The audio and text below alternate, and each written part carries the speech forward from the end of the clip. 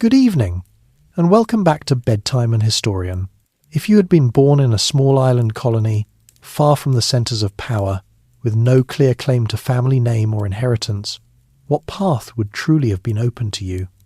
In the pages of history we think we know, there are often questions we have never paused to ask. Tonight, we begin with one of them. So, before you get comfortable, take a moment to like the video and subscribe, but only if you genuinely enjoy what I do here. And if you feel like it, share where you're listening from and what the local time is there. It's always quietly remarkable to see how many different corners of the world gather for these evenings. Now, dim the lights, maybe turn on a fan for that soft background hum, and let's ease into tonight's journey together. In the middle decades of the 18th century, the Atlantic Ocean was not a barrier but a highway. Ships moved in steady circuits between West Africa, the Caribbean, and Europe. Sugar, rum, molasses, and human beings were counted in ledgers as assets. The islands of the British West Indies were small in geography, but immense in economic importance. Their plantations supplied wealth to merchants in London and Bristol. Their harbours received vessels creaking under heavy cargo, and anxious captains watching the weather. It was in this world of trade and hierarchy that a child named Alexander Hamilton first opened his eyes. His exact year of birth was uncertain, and that uncertainty would follow him quietly through life. The island was Nevis, and later St. Croix, then under Danish control but connected by commerce to British markets. The society was sharply divided. At the top stood plantation owners, many absentee. Beneath them were overseers, clerks, and tradesmen. At the base, enslaved Africans laboured in fields that shimmered under relentless sun. Daily life on such an island was structured by heat and accounting. Mornings began early. Work in warehouses and counting houses required discipline. Hurricanes were feared with reason. Illness spread quickly in humid air. The church offered moral structure, though practice varied widely. Education was limited and often reserved for the legitimate sons of established families. Hamilton's own family circumstances were complicated. His mother, Rachel, had left a previous marriage that had become untenable.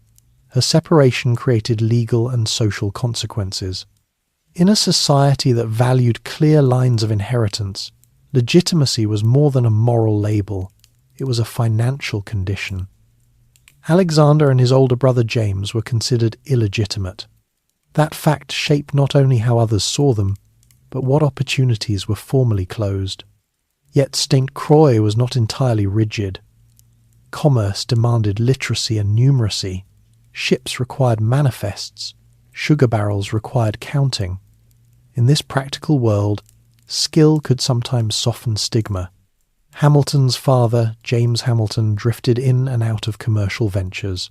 Stability was not a family strength. Financial reversals were common across the islands, but in the Hamilton household they were personal and immediate. When his father left, the household's vulnerability increased. His mother worked in a small shop. Young Alexander absorbed more than his years might suggest. He watched transactions, listened to conversations about credit and debt, and observed how quickly fortunes shifted when a shipment was delayed or a storm intervened. Economic fragility was not an abstraction, it was daily reality. The Caribbean of his childhood was also a world of stark contrasts. Wealth and suffering stood in proximity. Enslaved labourers worked under supervision in cane fields that seemed endless to a child's eye. Markets in town displayed imported fabrics, tools, and spices. Sailors from different nations exchanged news and rumour. News travelled more slowly than ships, but it travelled nonetheless. European wars affected sugar prices. Parliamentary debates in London shaped colonial taxation. Even distant political decisions rippled through island commerce. Hamilton received some formal schooling, though not continuous. Books were valuable and scarce. Education required patronage. He read what he could find. The Bible was widely available and offered both moral instruction and language training. Merchants' manuals and arithmetic texts provided practical instruction. In a place where advancement depended on precision in accounts, mathematics was not optional. He soon began working as a clerk for a trading firm, Beekman and Kruger. The position was not glamorous, but it was instructive. He copied letters, recorded inventories, calculated exchange rates between currencies, and tracked shipments across the Atlantic. He learned how credit extended beyond immediate cash, and how reputation determined who received favourable terms. In a colonial economy dependent on distant markets, information was power. The social climate of the islands fostered both aspiration and resentment. Free men of modest means could rise slightly, but rarely into the ranks of major planters. The legal codes governing slavery were harsh. Religious life varied between Anglican forms and other Protestant expressions. The Enlightenment, stirring in Europe, had not yet transformed Caribbean society, though its ideas would eventually travel with ships and pamphlets. As a boy, Hamilton lived in proximity to hardship. Disease was common, his mother's health declined. When she died, he and his brother were left effectively orphaned. Property laws denied them inheritance because of their status. The small assets remaining were auctioned to cover debts. For a teenager, the lesson was unmistakable. Security required more than effort. It required legal recognition and structured systems. In the counting house, however, he proved capable. During one period when the firm's owners were absent, he managed operations with a seriousness that impressed local observers. He wrote letters in polished prose, negotiating shipments and explaining delays. His style was confident but careful. He understood that clarity in writing could compensate for youth in age. The Atlantic world in those years was tense, but not yet in open rebellion. Britain had emerged from the 7 Years' War with expanded territory but heavy debt. To manage imperial finances, Parliament considered new measures. In North America, colonists debated representation and authority. On the islands, these arguments were observed from a distance. The Caribbean's economic structure depended heavily on imperial protection. Naval power secured trade routes. Planters valued stability. Then came the hurricane of 1772. Storms were familiar in the region, but this one was especially destructive. Roofs were torn away, warehouses collapsed, ships were driven ashore. The air after such storms held a particular stillness, broken by the sound of repair and accounting. Hamilton wrote a detailed account of the devastation. His description, circulated locally, drew attention for its vivid clarity and organised thought. It was less a lament than an inventory of force and consequence. The letter revealed a mind capable of observation beyond its years. Community leaders recognised potential. They discussed raising funds to send him to North America for education. In the Caribbean, options for advanced study were limited. Ambitious young men often sought opportunities in the mainland colonies or Britain. For someone of uncertain birth and limited inheritance, sponsorship was essential. His departure from St. Croix was not a romantic escape, but a calculated investment by others who believed his talents might return honour to their patronage. Ships leaving the island carried sugar and rum. This one carried a young clerk with notebooks and expectations. The sea voyage itself was part of the education. Atlantic crossings exposed travellers to varying conditions of weather and hierarchy. Officers dined separately from common sailors. Food was rationed carefully. Illness could spread quickly in confined quarters.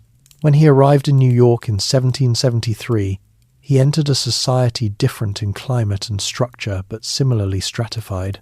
The mainland colonies were agricultural and commercial. Slavery existed there as well, though its forms varied by region. Cities like New York were busy ports with taverns, churches and meeting halls. Political discussion was more visible than in the Caribbean. Pamphlets circulated. Public meetings debated taxation and rights. For Hamilton, the mainland represented possibility but also adjustment. He was older than many entering preparatory schools, yet less formally educated. He enrolled in classes designed to prepare students for King's College. The curriculum included classical languages, rhetoric, mathematics, and moral philosophy. Enlightenment ideas were discussed more openly. Questions about sovereignty and natural rights were debated in print and in classrooms. The political climate was increasingly strained. The Tea Act and the Boston Tea Party had sharpened colonial grievances. British troops in Boston symbolized imperial authority. Newspapers reprinted arguments from London and colonial assemblies. Merchants worried about boycotts and disrupted trade. Ordinary citizens felt economic pressures in rising prices and uncertain markets. Hamilton absorbed these debates. He read widely. He wrote essays defending colonial resistance. His perspective was shaped by his upbringing in a trade-dependent society. He understood the importance of order and credit. He also understood vulnerability. To him, political instability was not theoretical. It threatened livelihoods. At this stage in his life, his ambitions were forming but not yet fixed. He sought advancement through intellect rather than inheritance. He had seen how legal status could deny property. He had experienced how markets could collapse. In New York, he encountered peers from established families. He lacked their lineage, but not their energy. Daily life in the city involved crowded streets, wooden buildings, and the constant movement of goods.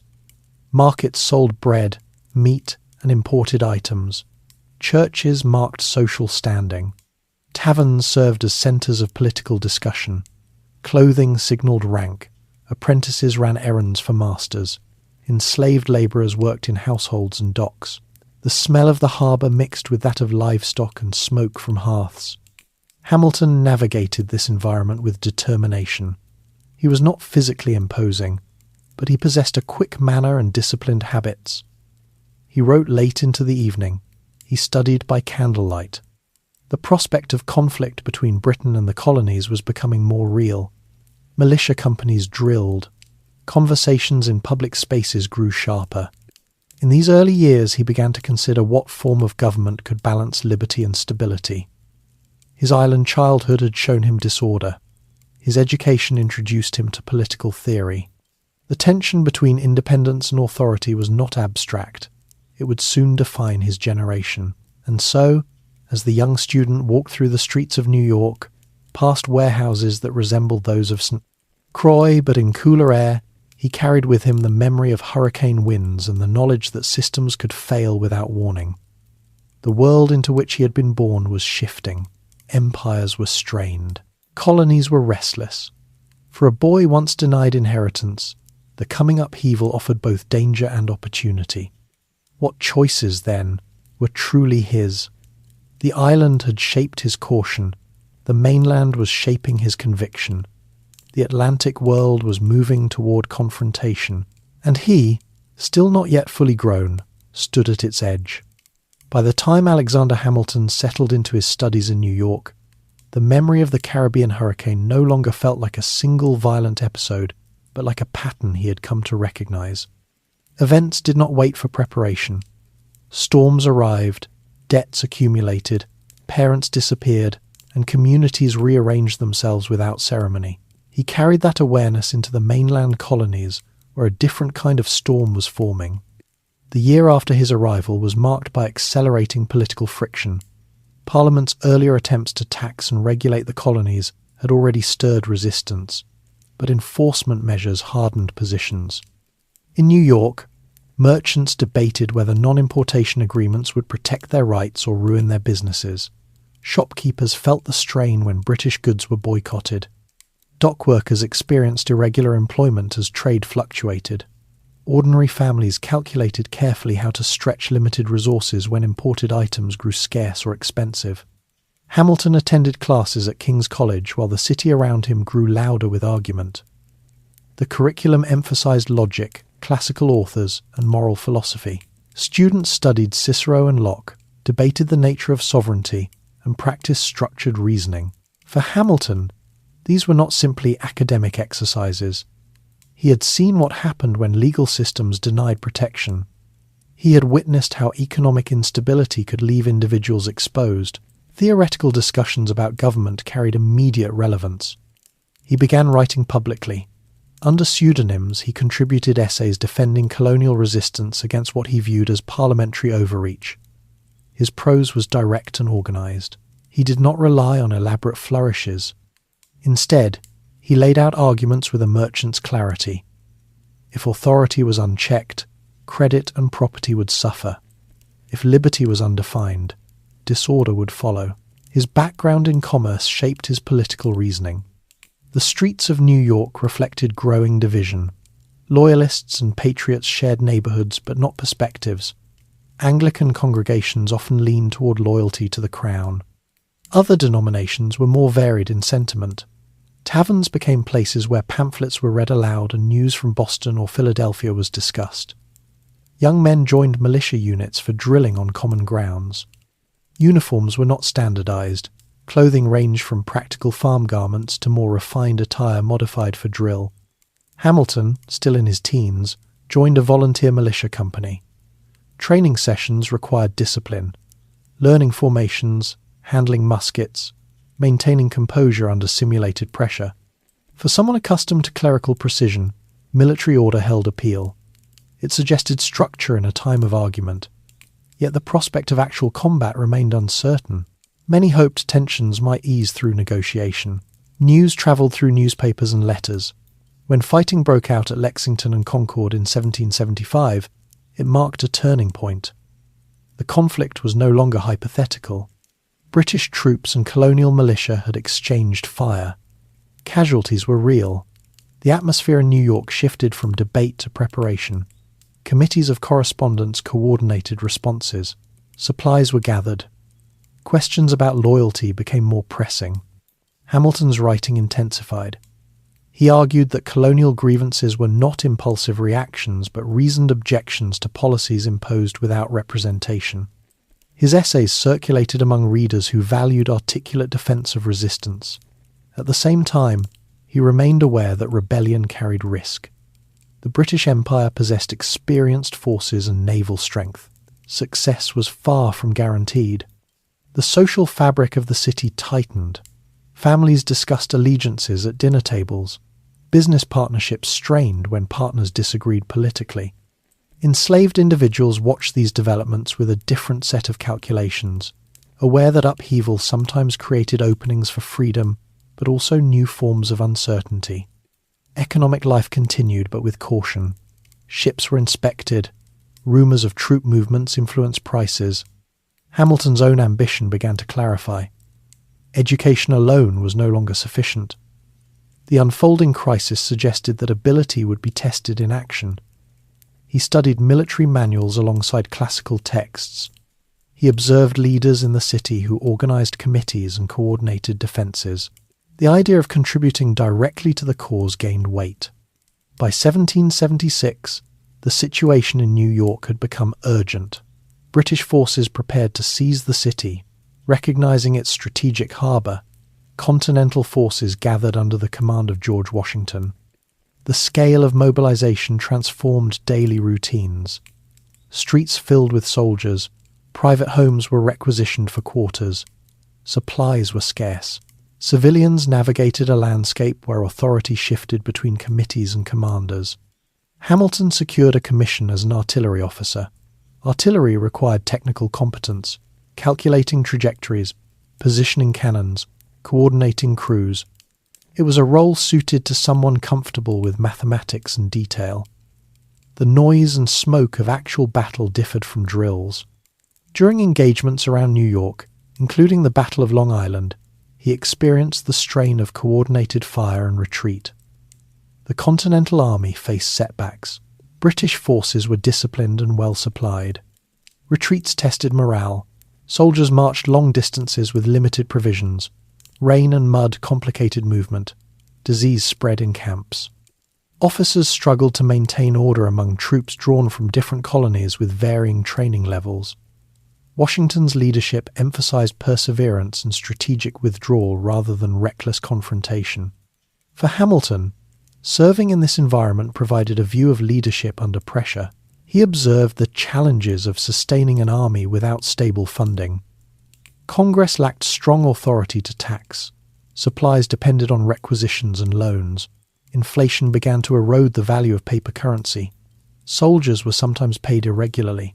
These practical problems reinforced Hamilton's emerging conviction that political independence would require more than declarations. It would require structured financial systems. During the difficult winter campaigns, he distinguished himself through efficiency and composure. Reports of his performance reached higher command. His ability to write clearly and organize information proved as valuable as his skill with artillery. Washington needed aides capable of managing correspondence, drafting orders, and synthesizing reports from various fronts. In 1777, Hamilton was invited to join Washington's staff as an aide-de-camp. The position moved him from battlefield command to headquarters administration. It involved long hours drafting letters to Congress, state officials, and foreign representatives. He became familiar with the fragile machinery of revolutionary governance. Decisions required coordination across distant states with distinct interests. Headquarters life differed from camp life. While soldiers endured exposure, aides worked by candlelight over stacks of papers. Yet the pressure was intense. Military setbacks had political consequences. Supplies needed negotiation. Alliances required careful language. Washington relied on trusted aides to convey instructions accurately and discreetly. Hamilton's proximity to Washington shaped his development. He observed a leader balancing firmness with caution. Washington was not impulsive. He weighed options and considered long-term consequences. Hamilton, younger and more inclined toward decisive structure, absorbed these lessons while forming his own judgments. The broader society continued to experience strain. Farmers faced requisitions for grain and livestock. Women managed households in the absence of enlisted husbands. Religious leaders offered interpretations of events, some framing the conflict as a moral struggle, others urging restraint. Newspapers printed both encouragement and criticism of military leadership. In this atmosphere, Hamilton matured quickly. The insecurity of his childhood had already fostered self-reliance. War added urgency. He wrote letters that blended strategic analysis with appeals for stronger central authority. He began articulating the idea that fragmented state power weakened the collective effort. The Articles of Confederation under discussion proposed a loose union. Hamilton doubted whether such looseness could sustain credit or defence. Despite his administrative responsibilities, he felt occasional frustration. Battlefield command offered visible distinction. Staff work, though essential, was less publicly recognised. He wrestled privately with questions of honour and ambition. Advancement in a revolutionary army depended on both merit and perception. As someone without established family name in the colonies, he understood that reputation required careful cultivation. Meanwhile, international dimensions complicated the war. France watched developments with interest. European powers weighed the strategic advantage of supporting colonial rebellion against Britain. Diplomacy became intertwined with military campaigns. Hamilton drafted communications that required sensitivity to foreign expectations and domestic realities. The winter at Valley Forge illustrated the limits of American resources. Soldiers endured shortages of clothing and food. Disease reduced numbers. Yet training under officers like Baron von Steuben improved discipline. Hamilton observed how organization could transform hardship into resilience.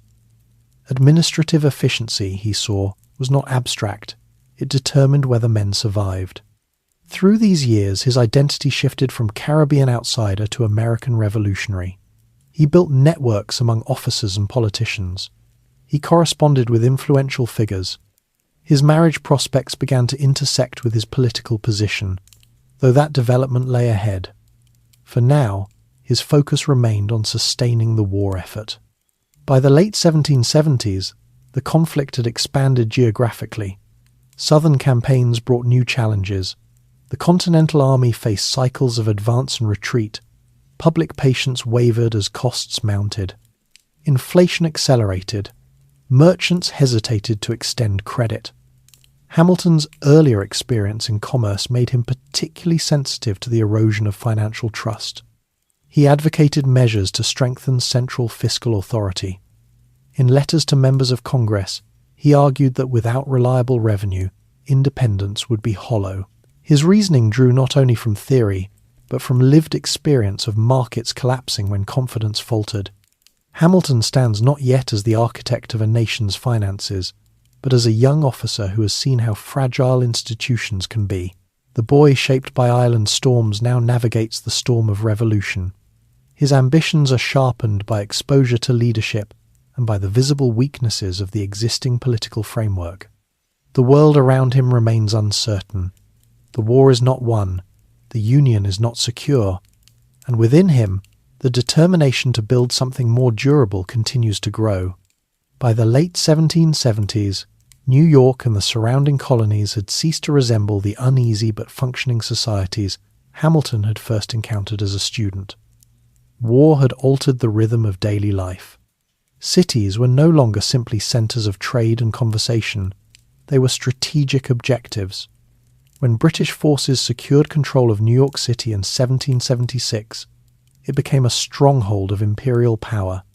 Loyalist families felt safer within its boundaries, while those aligned with the revolutionary cause either fled or adapted carefully to new oversight.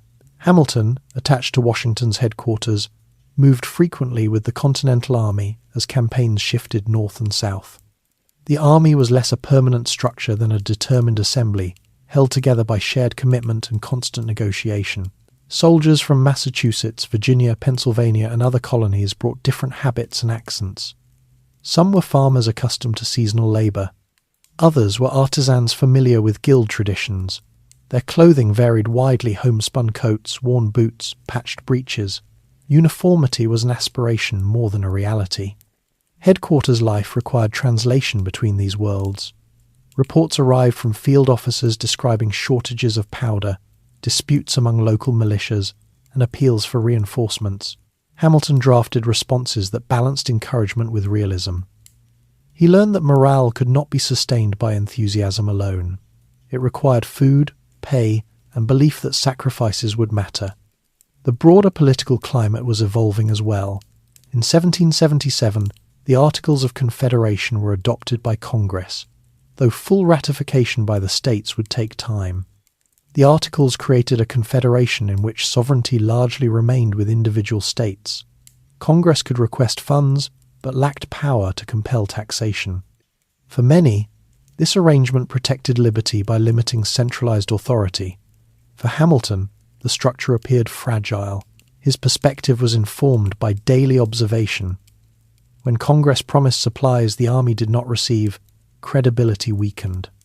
When states hesitated to contribute troops or funds proportionally, resentment grew among those who bore heavier burdens. Hamilton's correspondence increasingly reflected concern that without firmer national structure, independence might dissolve into rivalry.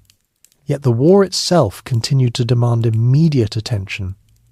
In 1777, American forces achieved a significant victory at Saratoga. The surrender of British General Burgoyne's army shifted international calculations. France, long Britain's rival, saw opportunity.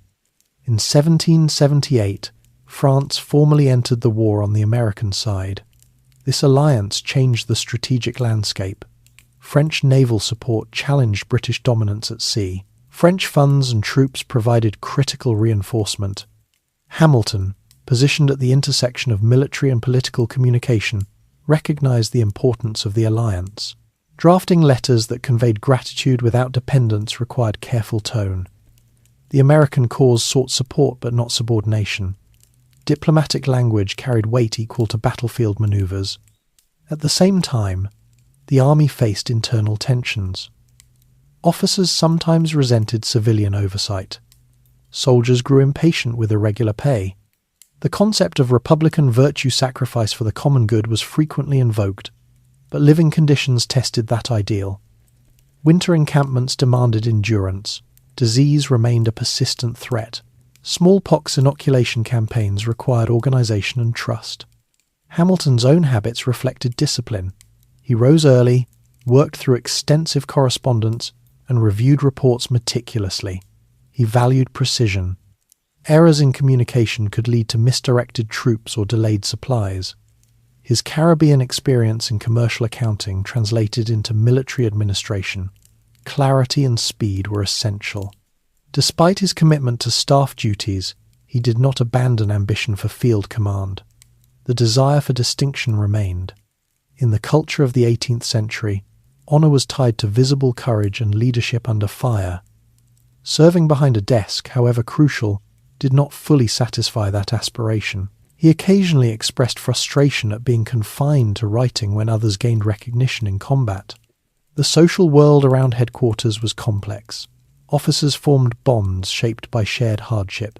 Some came from established colonial families, others from modest backgrounds. Dinner tables in camp, when provisions allowed, included discussions of philosophy, strategy, and personal advancement. Religious observance varied. Chaplains delivered sermons reminding soldiers of moral purpose. Enlightenment ideas circulated alongside traditional Protestant beliefs. Civilians living near encampments experienced mixed consequences. Armies required supplies and space. Farmers might sell produce at advantageous prices, but they also risked requisition without compensation. Women managed farms in the absence of enlisted husbands. Markets adjusted to fluctuating currency values. Paper money issued by Congress depreciated, complicating transactions. Hamilton observed how economic instability affected morale as directly as battlefield losses. In 1780, a crisis of trust emerged in the form of Benedict Arnold's attempted betrayal. Arnold, once a celebrated American officer, conspired to surrender the fort at West Point to the British. The discovery of the plot shook confidence within the army. Hamilton participated in the correspondence surrounding the exposure of the scheme. The incident underscored vulnerabilities not only in fortifications, but in human loyalty. Trust, Hamilton concluded, could not rest solely on personal virtue. Systems of accountability were necessary. His reflections increasingly centered on institutional design. How could a republic ensure stability without sliding into tyranny? How could it reward merit without entrenching privilege? These questions were no longer theoretical exercises from college debates. They were urgent concerns shaped by wartime experience. Meanwhile, his personal life began to intersect with political networks. Through his association with Washington, he met members of prominent families supportive of the revolutionary cause. Among them were the Schuylers of New York. Philip Schuyler was a general and a figure of influence. His household reflected both wealth and patriotic commitment. The Schuyler daughters were educated and engaged in the social responsibilities expected of their station. Hamilton's courtship of Elizabeth Schuyler developed gradually. In the midst of war, marriages often blended affection with practical alliance. For Hamilton, whose birth had denied him secure status, connection to an established family carried social and political significance. Yet the relationship was not purely strategic. Surviving letters suggest genuine attachment and intellectual companionship.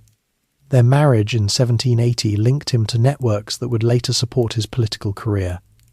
Domestic life during wartime required adaptation. Homes could be requisitioned. Travel was uncertain. Elizabeth's responsibilities included managing household affairs during Hamilton's absences.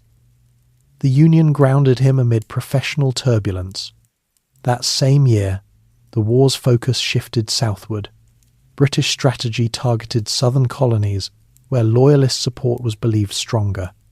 Campaigns in the Carolinas and Virginia intensified. Washington sought to coordinate with French forces for decisive action. Hamilton continued to advocate for more assertive national authority, writing memoranda emphasizing the need for reliable revenue streams. In 1781, an opportunity arose that would satisfy his longing for field command. After a period of tension with Washington stemming partly from personal misunderstanding, Hamilton resigned briefly from his aide position, seeking independent command. The separation was not a break in loyalty but a redefinition of role. He was eventually granted command of a light infantry battalion. During the siege of Yorktown in October 1781, Hamilton led an assault on a British redoubt. The operation required coordination, speed, and restraint. His men advanced at night, capturing the position with relatively limited casualties.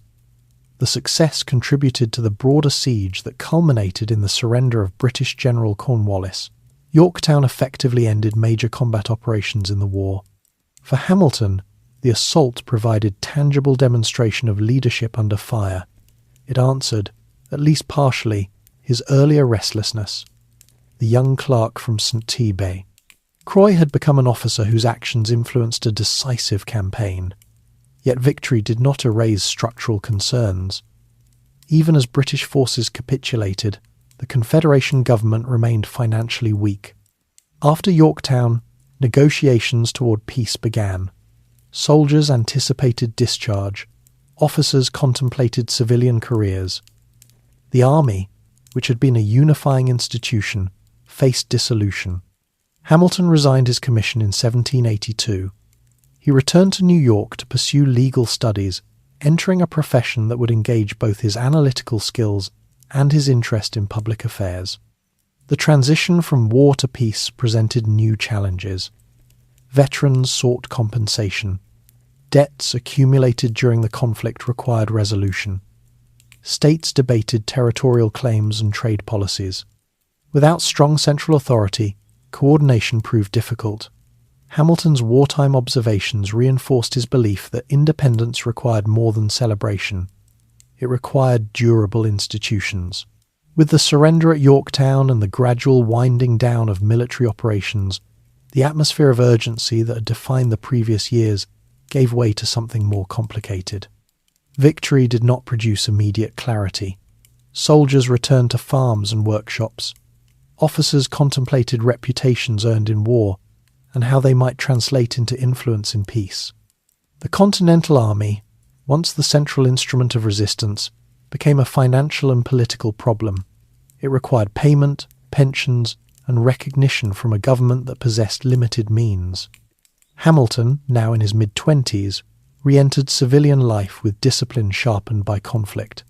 He began studying law in earnest, reading Blackstone's commentaries and other foundational texts. Legal study at the time did not require formal law school. It demanded apprenticeship, reading, and examination.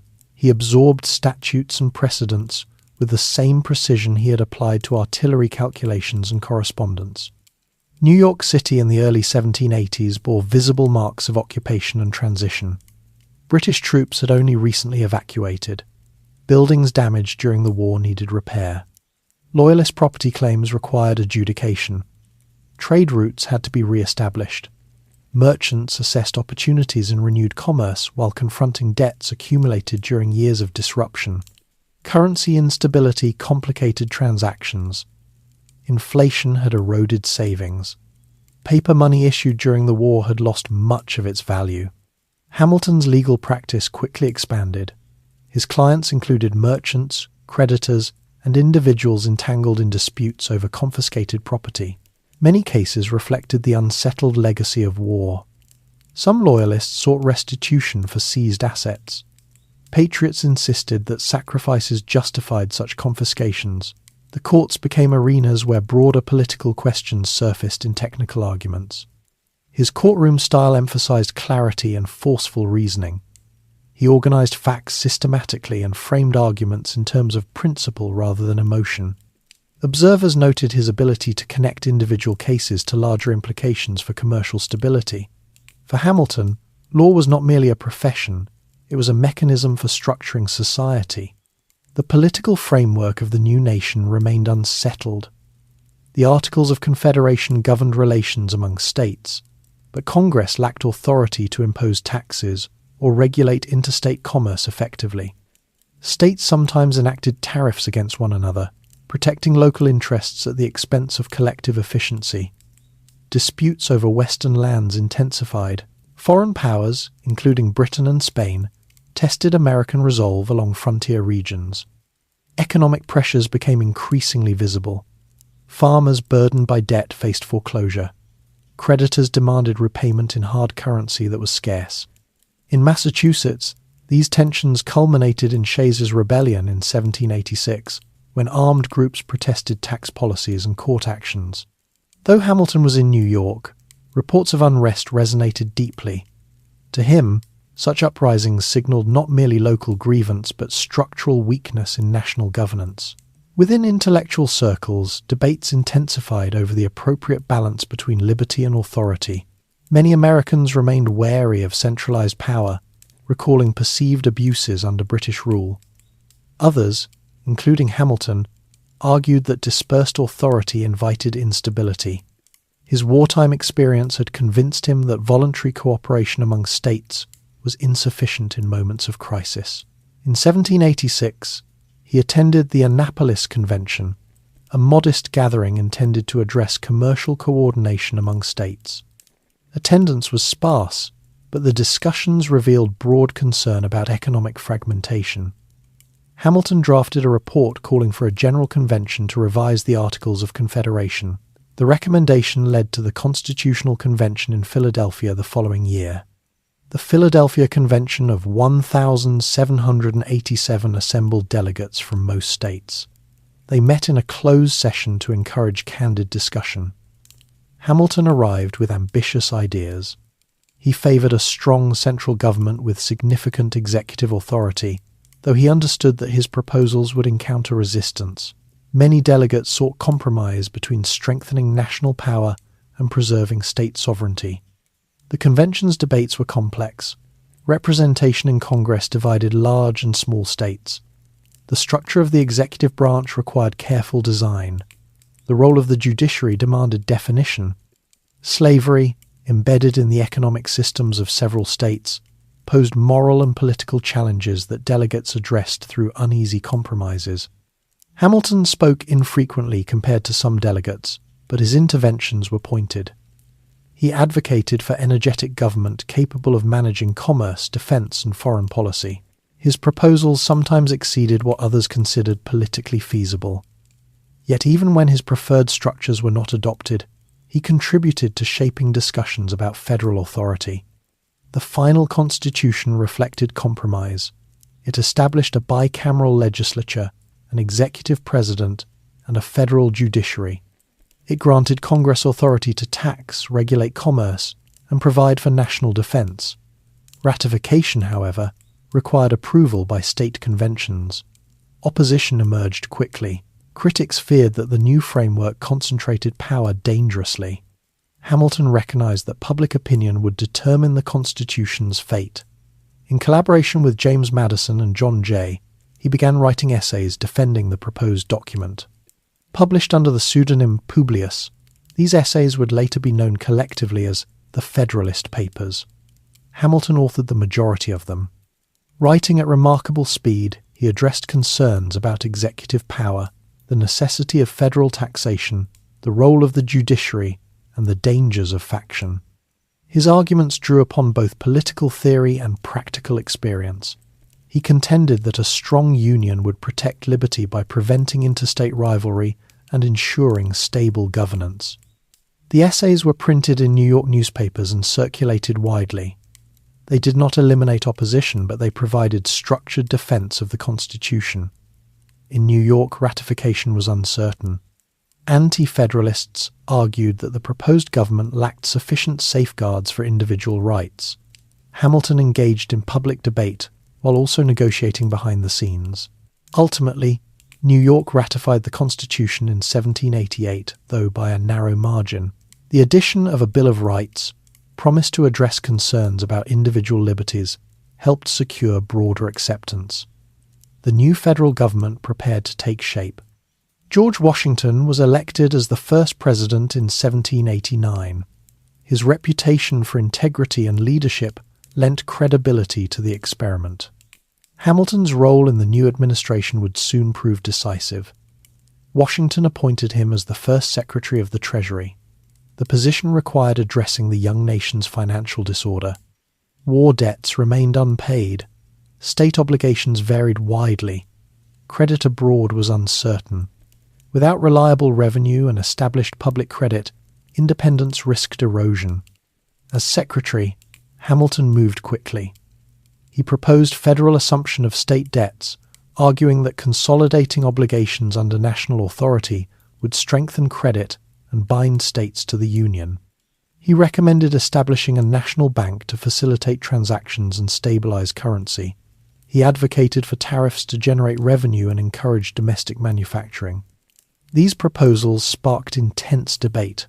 Thomas Jefferson and James Madison, among others, questioned the constitutionality of a national bank and worried about concentration of financial power. Political alliances began to solidify into distinct parties. Federalists supporting Hamilton's vision of robust federal authority, and Democratic Republicans favouring stronger state influence and agrarian priorities. The debates were not abstract.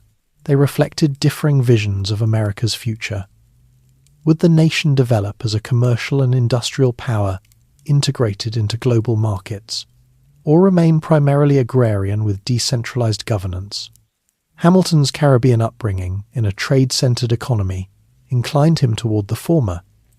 He believed prosperity required active management and structured credit systems. Within the Treasury Department, he worked long hours drafting reports to Congress. His Report on Public Credit laid out detailed plans for debt management. He emphasized that honoring obligations would establish credibility with foreign investors and domestic creditors. Reputation, he understood, was a form of capital. The Assumption Plan passed after complex political negotiation, including a compromise locating the national capital on the Potomac River. The Bank of the United States was chartered in 1791. These measures strengthened federal authority but deepened partisan division. Newspapers aligned with emerging parties criticized or praised policies vigorously. Hamilton's personal life continued alongside these public responsibilities. He and Elizabeth expanded their family. Domestic routines included managing household finances, overseeing children's education, and participating in social gatherings where political conversation flowed freely. The expectations of public office required maintaining decorum while navigating criticism. By the early 1790s, the United States faced external pressures as well. The French Revolution altered European politics dramatically. Americans debated how to respond. Some sympathized with revolutionary France. Others feared radicalism and instability. Hamilton supported Washington's policy of neutrality, believing entanglement in European conflicts would endanger fragile domestic stability. The presidency of Washington provided a stabilizing presence, yet underlying disagreements sharpened. Hamilton's influence within the administration was significant, but not unchallenged. His correspondence with Washington demonstrated mutual respect, though not complete agreement on every matter. The nation he helped design was still experimental. Roads were limited. Communication between distant states required days or weeks. Frontier settlements expanded westward, raising questions about Native American relations and federal authority. Economic growth coexisted with persistent inequality and regional tension. Hamilton's career during these years reflected continuity from earlier stages of his life. The orphaned clerk, who had learned the importance of credit, now managed national finances. The aide, who had seen administrative weakness, now constructed systems intended to prevent it. His confidence sometimes appeared forceful, even uncompromising. Yet beneath it lay memory of vulnerability. He understood that institutions could fail if left to chance. He believed deliberate design was necessary. Whether his vision would endure without distortion remained uncertain. The Republic was young. Its citizens were divided. Its leaders were ambitious. Hamilton moved forward, convinced that energy in government would secure liberty rather than threaten it. Others remained skeptical. The tension between these perspectives would shape the next chapter of his life and the country's evolution. The early 1790s unfolded with a steady rhythm of reports, debates, and quiet recalculations of power. The Constitution had been ratified, the federal government established, and yet the meaning of this new arrangement remained unsettled in practice. Hamilton's Treasury office became one of the most active departments in the administration. Clerks copied figures by hand, examined customs receipts from ports, and tallied the slow accumulation of revenue from tariffs. Paper, ink, and arithmetic underpinned the nation's survival. New York City, then the temporary capital, reflected both promise and strain. Its harbour bustled with ships flying various flags. Merchants tested renewed trade with Britain, France, and the Caribbean. Coffeehouses hosted discussions not only about prices of sugar or tea, but about the implications of federal policies.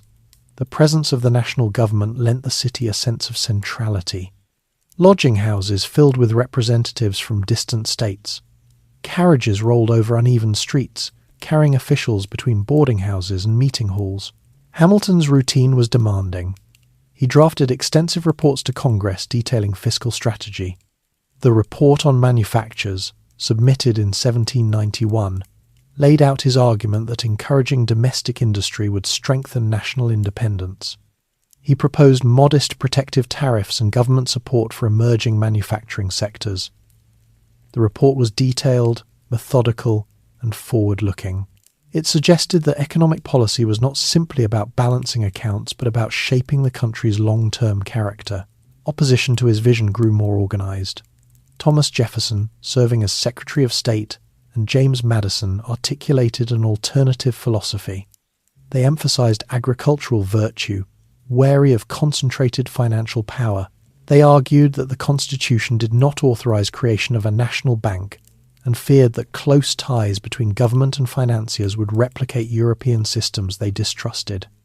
Newspapers sympathetic to Jefferson criticized Hamilton's measures, accusing him of favoring wealthy creditors over farmers.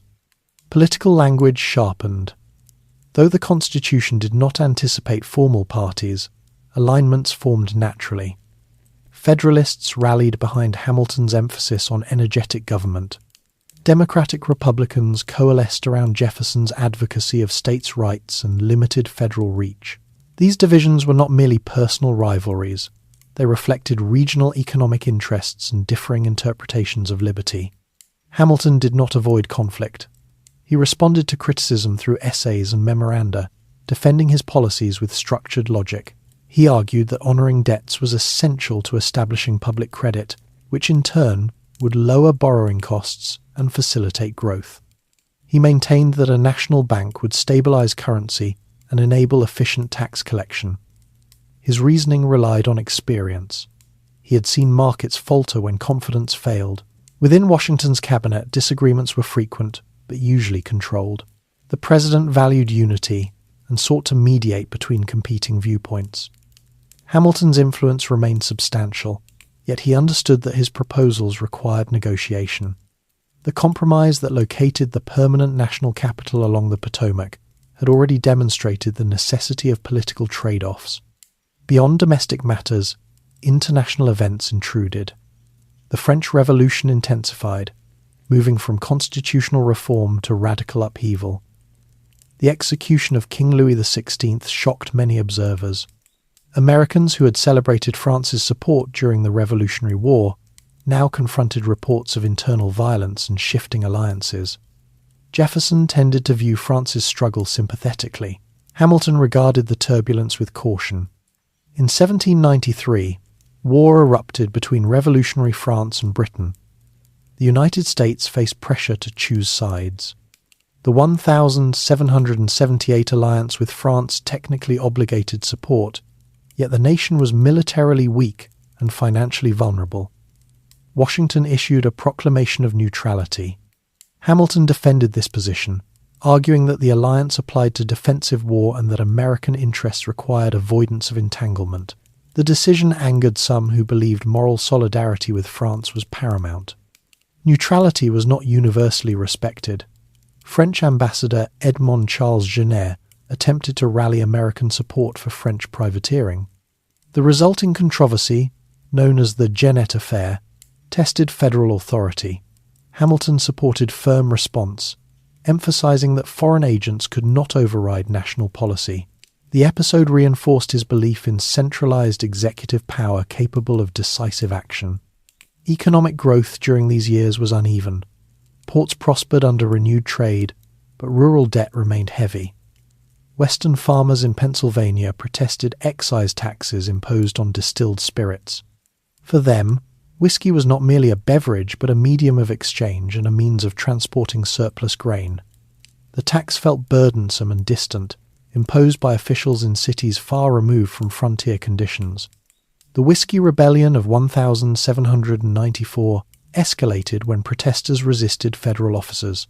Hamilton advised Washington that allowing armed defiance would undermine federal authority. The president agreed to call out militia forces from several states. Hamilton accompanied the expedition partway, observing how assertion of federal power would be received. The rebellion dissipated without large-scale violence, but the message was clear. The new government would enforce its laws. For critics, this response confirmed fears of centralized coercion. For Hamilton, it demonstrated necessary resolve. A government that could not collect revenue could not sustain credit or defense. The memory of wartime shortages remained vivid. He saw enforcement not as tyranny but as preservation of order. At home, his family life expanded. He and Elizabeth welcomed additional children. Their household required careful management. Domestic routines included overseeing servants, arranging education for older children, and hosting guests whose conversations often turned to policy. The social expectations of a cabinet officer's wife were significant. Elizabeth navigated these responsibilities with steadiness. Hamilton's personal discipline, however, did not shield him from private misjudgment. In 1791, he began an extramarital relationship with Maria Reynolds. The involvement was imprudent and financially compromising. When her husband later attempted blackmail, Hamilton admitted the affair in private correspondence with political associates to counter accusations of financial misconduct. The episode remained largely confidential at the time but would resurface later with damaging effect. Meanwhile, Washington's second term began in 1793. The president's decision to seek re-election reflected awareness that stability required continuity. Hamilton continued shaping fiscal policy, but fatigue from constant opposition grew evident. Political newspapers attacked him with increasing intensity. Personal criticism blended with policy disagreement. In 1795, the Jay Treaty with Britain sought to resolve lingering disputes from the Revolutionary War, including British occupation of frontier forts and trade issues. Hamilton supported the treaty as pragmatic compromise. Jeffersonian critics denounced it as favoritism toward Britain. Public meetings across the country debated its merits. Effigies were burned in protest. The intensity of reaction illustrated how foreign policy could inflame domestic division. Through these controversies, Hamilton maintained conviction that structured governance would outlast transient passions.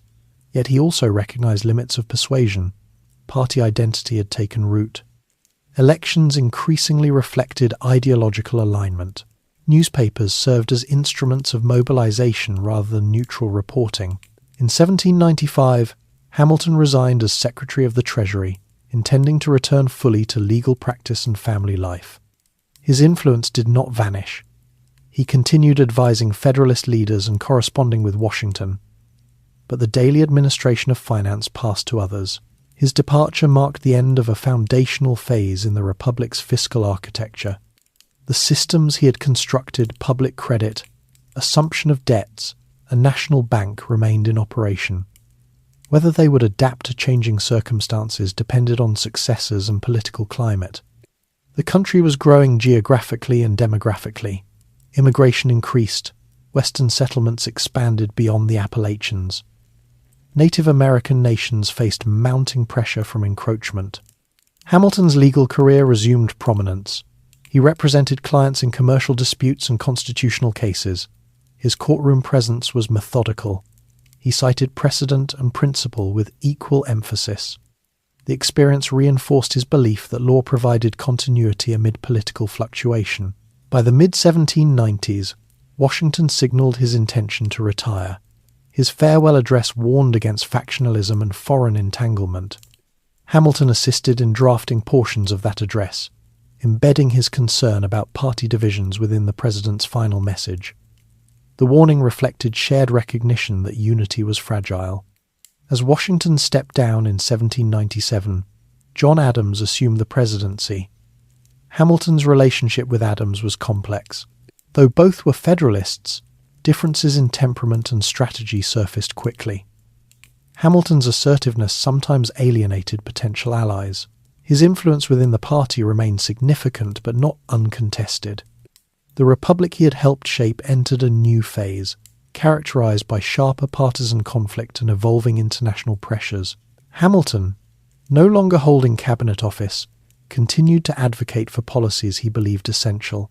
His earlier experiences, childhood instability, wartime administrative weakness, and the effort to construct financial order continued guiding his judgments. He moved through these years with energy that sometimes exceeded prudence. Supporters admired his clarity and decisiveness. Critics viewed him as overly ambitious and insufficiently cautious about centralized authority. The tension between those interpretations would intensify as the decade progressed. When George Washington left office in 1797, the sense of protective steadiness that had surrounded the presidency shifted. John Adams assumed leadership, inheriting both the institutions Washington had overseen and the political divisions that had grown during the previous years. Alexander Hamilton, though no longer Secretary of the Treasury, remained deeply involved in Federalist strategy. His influence was substantial, yet increasingly complicated by personality and rivalry. Adams valued independence of judgment and resented what he perceived as manipulation by party factions. Hamilton, accustomed to shaping policy through energetic advocacy, found the new administration less receptive to his direct guidance. Within Federalist circles, a division emerged between those loyal primarily to Adams and those aligned more closely with Hamilton's policy vision. International tensions intensified. Relations with revolutionary France deteriorated after the Jay Treaty. French officials viewed the treaty as evidence of American favoritism toward Britain. Diplomatic exchanges culminated in the so-called XYZ affair in 1797-10, when American envoys reported that French intermediaries had demanded bribes as a condition for negotiation. Public reaction in the United States was immediate and indignant. Calls for preparedness grew louder. Adams responded by strengthening the Navy and authorizing defensive measures, though he avoided full-scale war. Hamilton supported firm resistance and advocated for expansion of military capacity. Congress authorized creation of a provisional army in 1798. Washington, though retired, agreed to serve as its commander should war erupt. Hamilton was appointed Inspector General and effectively became second in command. The prospect of renewed military organization revived familiar patterns from the Revolutionary War, but circumstances differed. This was not a struggle for independence, but a defense of sovereignty in a precarious international environment. Hamilton approached the task with characteristic intensity. He focused on recruitment, discipline, and structure, emphasizing efficiency. His experience had taught him that poorly organized forces weakened national credibility. Yet domestic politics complicated military expansion. Democratic Republicans feared that a standing army could become an instrument of partisan suppression. Their suspicions were amplified by passage of the Alien and Sedition Acts in 1798. These laws extended residency requirements for citizenship, authorized deportation of certain non-citizens, and criminalized false statements against the government. Federalists argued that the measures protected national security during crisis. Critics saw them as assaults on free expression and political dissent. Hamilton supported strong national defense, but he was not the principal architect of the Alien and Sedition Acts. Nevertheless, their association with Federalist governance deepened partisan distrust. Newspapers critical of the administration faced prosecution. Political discourse hardened. The balance between security and liberty, always delicate, now carried immediate consequences. Despite preparations, full war with France did not materialize. Naval engagements occurred in the Caribbean during the Quasi War, but diplomatic channels eventually reopened. Adams pursued negotiations that led to the Convention of 1800, easing tensions. Hamilton privately questioned aspects of Adams's approach, believing stronger posture would secure better terms. Their disagreement remained largely within party correspondence, but contributed to internal friction. Meanwhile, Hamilton's personal life faced strain. The earlier affair with Maria Reynolds, once contained within limited circles, resurfaced publicly in 1797, when political opponents published documents alleging financial corruption. To defend his integrity regarding public funds, Hamilton made the unusual decision to publish a detailed pamphlet admitting the extramarital relationship while denying misuse of Treasury resources. The disclosure protected him from charges of embezzlement, but inflicted damage on his reputation and his family. Elizabeth endured the humiliation with composure, though the episode tested their marriage. Social expectations in the late 18th century placed heavy emphasis on public virtue. Scandal carried consequences not only for individuals but for household standing. Hamilton returned to legal practice, perhaps seeking steadiness in professional routine amid political turbulence. As the election of 1,800 approached, partisan divisions sharpened further. Federalists nominated Adams for a second term. Democratic Republicans put forward Thomas Jefferson and Aaron Burr. The electoral system at the time did not distinguish between presidential and vice presidential votes, resulting in Jefferson and Burr receiving an equal number of electoral votes. The decision moved to the House of Representatives, where Federalists still held influence. Hamilton found himself in a complex position. He distrusted Jefferson's policies but regarded Burr as lacking principle. In letters to Federalist representatives, he argued that Jefferson, though an ideological opponent, possessed a consistent philosophy, whereas Burr appeared guided by personal advancement. His advocacy contributed to the eventual decision by several Federalists to support Jefferson, breaking the deadlock. Jefferson assumed the presidency in 1801, marking the first peaceful transfer of power between parties in American history. For Hamilton, the transition signaled both continuity and displacement. The constitutional framework he had helped design functioned as intended, yet his own influence within the federal government diminished significantly. The Federalist Party entered a period of decline. Regional divisions weakened its national appeal. Hamilton remained active in legal and political circles, but his ability to shape policy at the federal level decreased. He continued corresponding with allies, offering strategic advice and critiquing developments he considered risky to national stability. Economic life in the early 19th century showed signs of expansion. Trade continued despite European conflicts. Western territories attracted settlers seeking land and opportunity. Infrastructure remained limited, but rivers and coastal routes facilitated commerce. Urban centres like New York grew gradually, benefiting from harbour trade. Hamilton's early vision of commercial dynamism appeared partly realised, though under different political leadership. Within his family, the children were growing. Education, manners, and religious instruction were priorities. Hamilton valued disciplined study and expected similar diligence from his sons. He balanced affection with high standards. The domestic sphere offered moments of stability amid public contention. Tensions between Hamilton and Aaron Burr, however, deepened.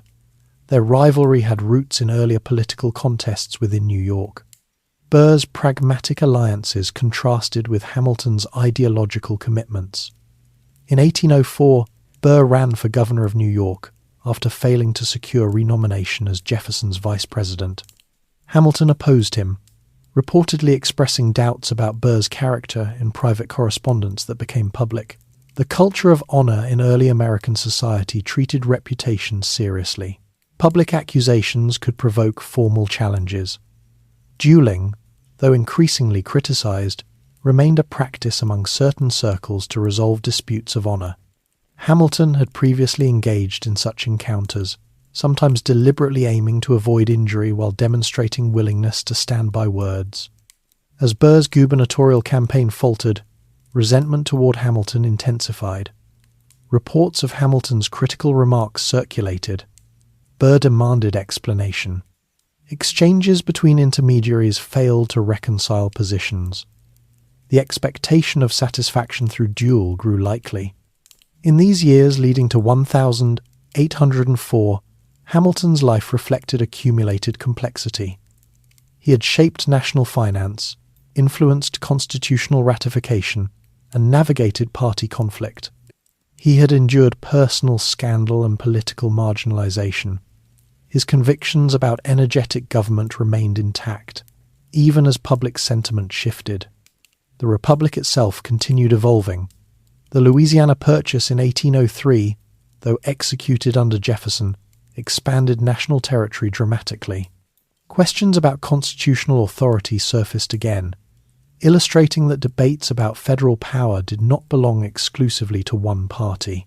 Hamilton observed developments from outside formal office, aware that institutions he had championed were being tested in new ways. His legal practice remained substantial. He argued cases before state and federal courts, often addressing commercial disputes that reflected expanding economic activity. His analytical style endured. Clients valued his ability to frame issues precisely and anticipate counter-arguments. As the summer of 1804 approached, the unresolved conflict with Burr cast a shadow over these routines. The codes of honor did not allow indefinite postponement once challenge was issued. Friends attempted mediation. Hamilton considered implications for family and public standing. The choice to participate in a duel was neither impulsive nor casual. It emerged from a social framework that linked personal integrity with public credibility. The broader society watched such affairs with mixed reaction. Some condemned dueling as relic of aristocratic violence. Others viewed it as regrettable, but sometimes unavoidable among gentlemen.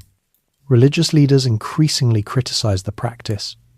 Yet the culture persisted, particularly among political figures whose reputations were central to influence. Hamilton prepared quietly. He arranged personal affairs and reflected on his responsibilities. The Caribbean boy who had once navigated storms now faced a different kind of reckoning, one shaped by human judgment rather than natural force. The morning of the 11th of July, 1804, on the heights of Weehawken, New Jersey, two men met with pistols. The setting was familiar ground for duels, chosen for relative privacy across the river from New York. The outcome would not only end a life, but reverberate through a young nation still defining its character. The early light over the Hudson River on the morning of the 11th of July, 1804, revealed little drama. The water moved steadily. The shoreline at Weehawken, New Jersey, had witnessed similar encounters before. It was selected precisely because it lay outside New York's stricter anti-dueling enforcement, while remaining accessible by boat. The ritual that unfolded there followed established forms. Seconds measured distance, pistols were prepared, positions were taken. Hamilton had spent the preceding days arranging his affairs with deliberation. He wrote letters expressing religious reflection and concern for his family. He indicated, in private communication, his intention not to aim at his opponent, though whether he would follow through in the moment remained uncertain. The culture of honor allowed room for gestures of restraint, but once shots were fired, consequences were immediate. Aaron Burr stood opposite him. The rivalry between the two men had developed over years of political competition and personal distrust. Burr's career had included military service during the Revolutionary War, legal practice, and political advancement to the vice presidency. Yet by 1804, his influence had waned. Hamilton's reported criticisms during Burr's gubernatorial campaign had intensified resentment. The signal was given. Shots were exchanged. Hamilton was struck in the abdomen. Burr's ball lodged near his spine. Accounts vary regarding the exact sequence, but the result was clear. Hamilton fell. He was transported back across the river to New York, to the home of a friend. Physicians attended him. Medical knowledge at the time could offer little beyond comfort and limited intervention. Internal injury of that nature was often fatal. He remained conscious for a period, able to speak with family and friends. Elizabeth was brought to his bedside. The scene was private, marked by grief and restrained conversation. By the following afternoon, the 12th of July, 1804, he had died. News travelled quickly through New York and beyond. Public reaction combined sorrow, anger, and reflection. Many condemned the practice of dueling more strongly than before. Clergy used sermons to question the compatibility of such violence with republican virtue. Political allies mourned the loss of a formidable advocate. Opponents acknowledged his abilities even as they had contested his policies. His funeral procession moved through crowded streets. Civic leaders and military officers participated. The ritual conveyed respect for service. though it could not resolve the divisions that had characterized his career.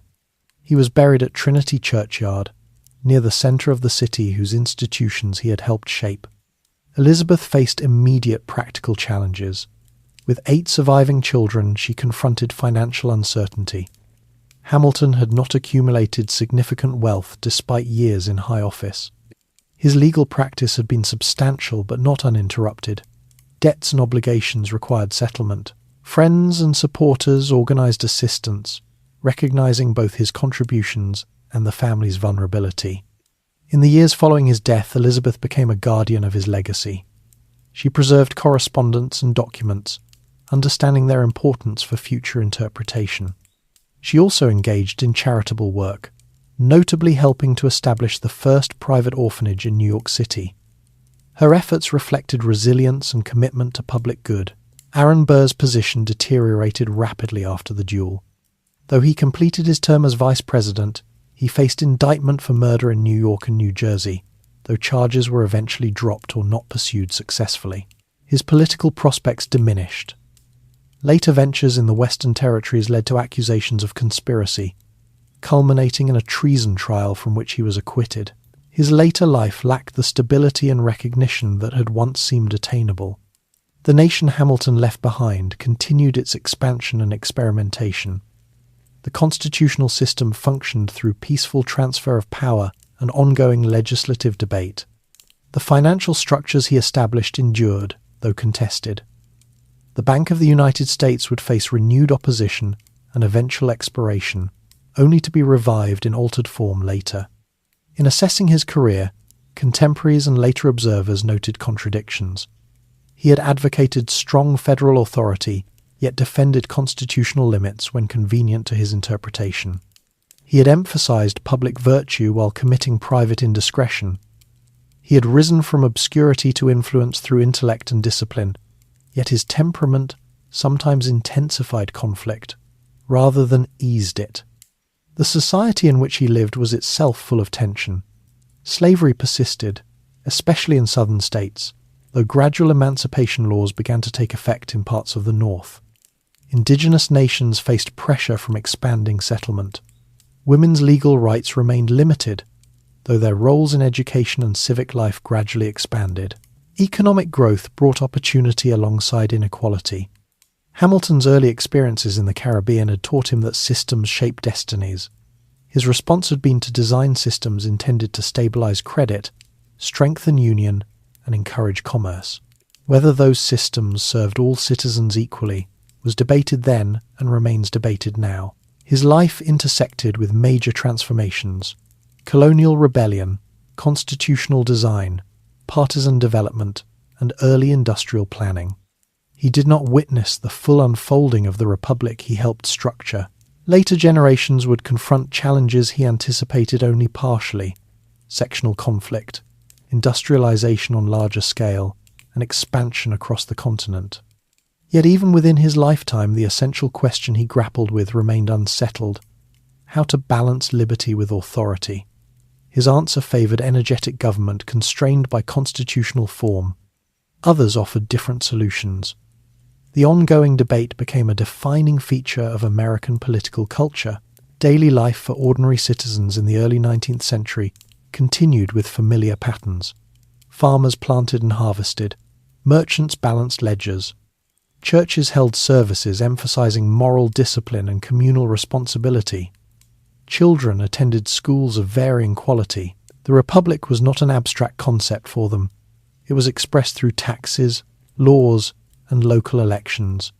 Hamilton's children grew up in a world shaped partly by his efforts. Some entered public life, others pursued private professions.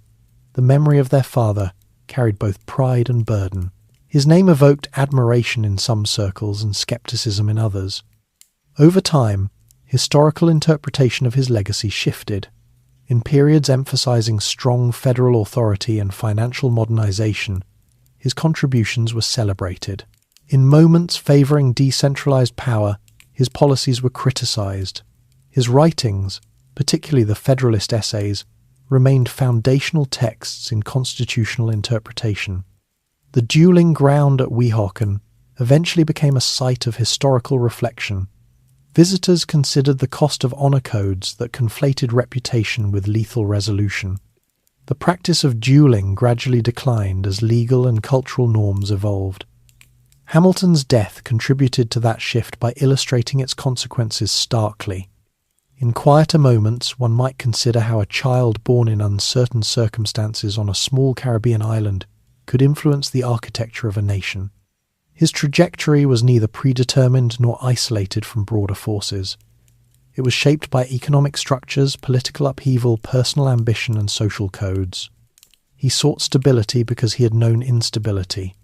He valued credit because he had witnessed insolvency. He defended union because he had seen fragmentation.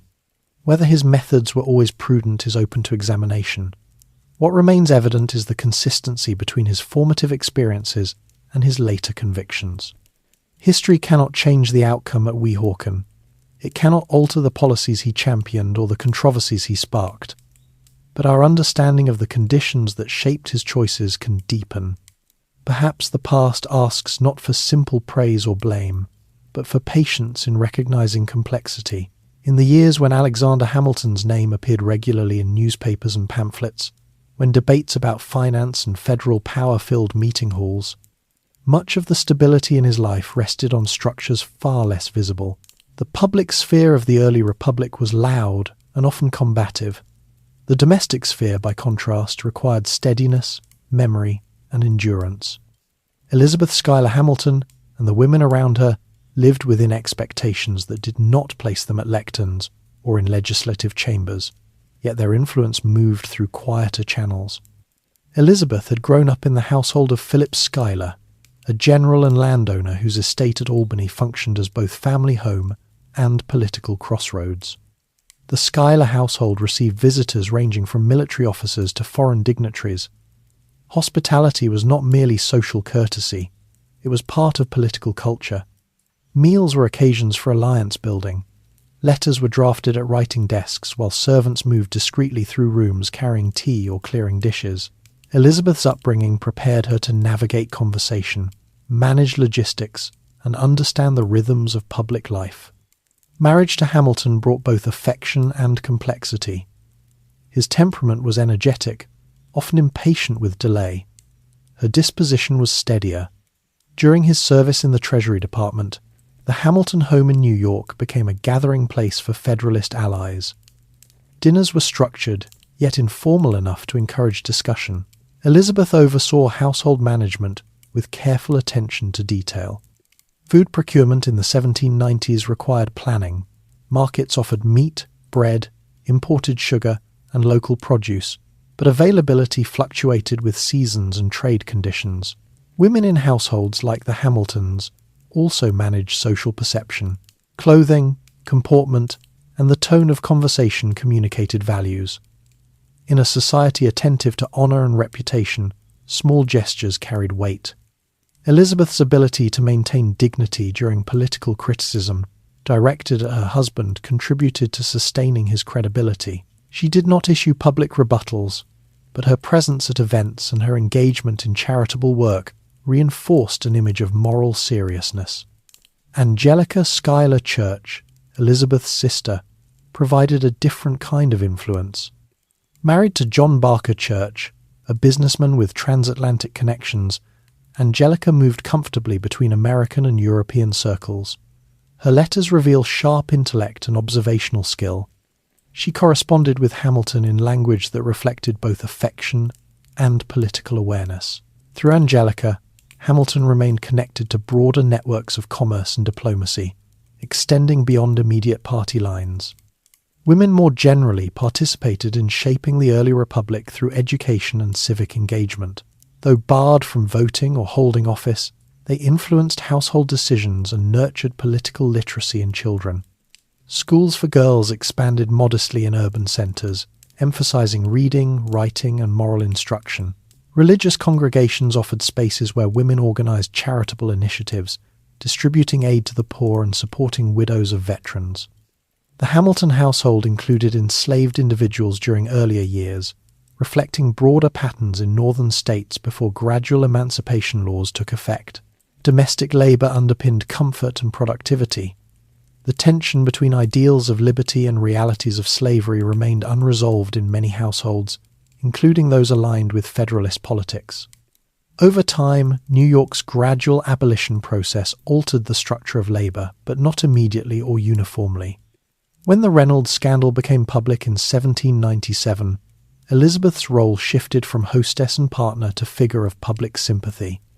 The publication of her husband's confession brought humiliation. Social codes of the era placed heavy emphasis on female virtue and marital stability. Elizabeth withdrew temporarily from public gatherings, yet she did not abandon her marriage.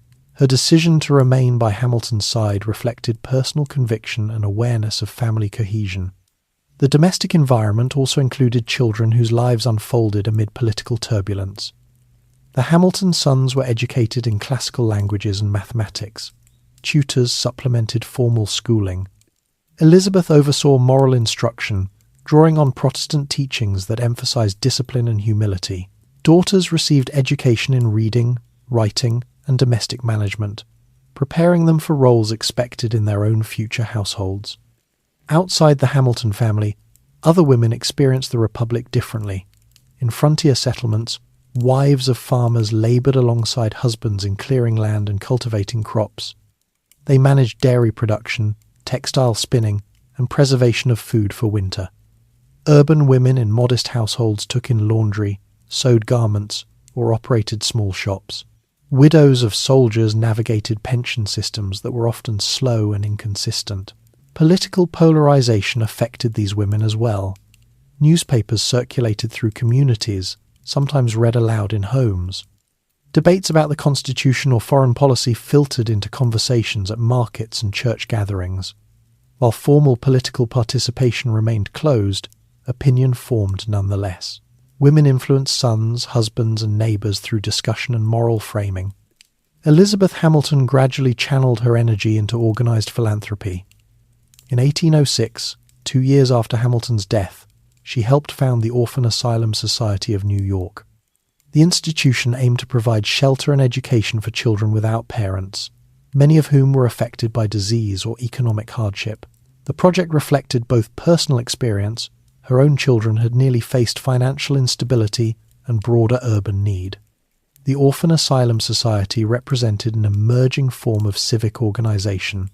Women led fundraising efforts, coordinated volunteer work, and supervised daily operations. Such initiatives contributed to the development of American civil society beyond formal government structures. In this sphere, women exercised authority grounded in moral responsibility rather than electoral mandate. Angelica's correspondence continued to preserve memory of Hamilton's character and thought. Letters exchanged among family members became historical documents. Preservation required deliberate care. Papers were sorted, stored, and eventually made available to biographers. Without this archival work, much of Hamilton's intellectual record might have been lost. The Schuyler family itself experienced shifting fortunes. Land holdings required management amid evolving economic conditions. Political alliances changed as new leaders emerged. Through these adjustments, women often maintained continuity of family identity, transmitting stories and values across generations. Religion also played a stabilizing role. Churches in New York and Albany provided not only worship but community support. Clergy addressed moral controversies, including dueling, temperance, and charity. After Hamilton's death, sermons reflected on the dangers of honour culture. Elizabeth's later involvement in church activities underscored her integration into networks that blended faith and civic duty. In broader society, expectations for women gradually evolved. The concept of Republican motherhood gained prominence, emphasizing the role of women in cultivating virtue among citizens. Education for girls expanded slowly, justified not by equality, but by necessity for informed household guidance. This ideology shaped the upbringing of Hamilton's daughters and their peers. Financial management within households required skill. Income from legal practice fluctuated. Investments in land or business ventures carried risk. Elizabeth monitored expenditures, and coordinated with trusted advisors to ensure solvency after her husband's death. Fundraising among Federalist allies helped offset immediate debt, but long-term stability required prudent oversight. Public memory of Hamilton was contested. Some newspapers praised his service, others revisited controversies. Elizabeth's stewardship of his legacy involved careful selection of correspondence shared with biographers. She sought to present a balanced image, emphasizing dedication to national stability. Her longevity, she lived until 1854, allowed her to witness decades of reinterpretation. Angelica's international perspective offered contrast. Having spent years abroad, she compared American political culture with European systems. Her observations enriched family understanding of global developments. Through letters, she connected domestic experience with wider events, reinforcing the sense that the young republic operated within an interconnected world. The household also reflected class distinctions. Servants and labourers supported daily routines. Their experiences differed markedly from those of the Hamilton family. Urban growth increased demand for domestic service, often filled by recent immigrants. These workers navigated economic vulnerability and limited mobility, yet their labour sustained the social environments where political discourse unfolded. By examining the women and domestic structures surrounding Hamilton, one sees how political life depended on networks beyond formal office. Hospitality enabled negotiation. Education shaped future citizens. Charitable institutions addressed needs government did not yet meet. Reputation management influenced public trust. Elizabeth's later years were marked by persistence. She visited former political allies, encouraged publication of her husband's writings, and maintained relationships with descendants of revolutionary figures. Her presence at commemorative events symbolized continuity between the founding generation and emerging 19th century America. The stories around Hamilton are therefore not only about cabinet meetings and constitutional arguments. They include evenings spent overseeing homework, letters exchanged across oceans, and careful balancing of accounts in household ledgers. They include the work of women who navigated expectations without public recognition, yet whose steadiness allowed political actors to operate. In a republic still defining its institutions, domestic resilience proved as essential as legislative design. While Hamilton's name became attached to fiscal systems and political theory, the quieter labour of Elizabeth and others preserved family stability and historical memory. Their influence reminds us that nation-building extends beyond formal structures into the daily work of sustaining households, education, and civic compassion. While the Hamilton household steadied itself after years of public strain, the wider republic moved forward under leaders whose visions diverged sharply from his own. The early United States was not shaped by one mind, however energetic. It was a field of competing convictions, ambitions, and temperaments. Around Hamilton stood figures whose influence equaled or surpassed his in different moments. To understand his world is to understand theirs as well. Thomas Jefferson approached politics from a distinct vantage point. A Virginian planter, educated in law and philosophy, he valued agrarian independence and local autonomy. His estate at Monticello functioned as both working plantation and intellectual retreat. Jefferson believed that widespread land ownership nurtured civic virtue. His suspicion of concentrated financial power contrasted directly with Hamilton's comfort in organized credit systems. Their debates over the national bank and federal authority were not merely personal disputes. They reflected contrasting social landscapes, commercial port cities versus rural plantations. Jefferson's presidency, beginning in 1801, represented a shift in tone. He sought to reduce national debt and scale back certain federalist measures, including military expansion, yet he retained elements of Hamilton's financial framework when practical necessity demanded.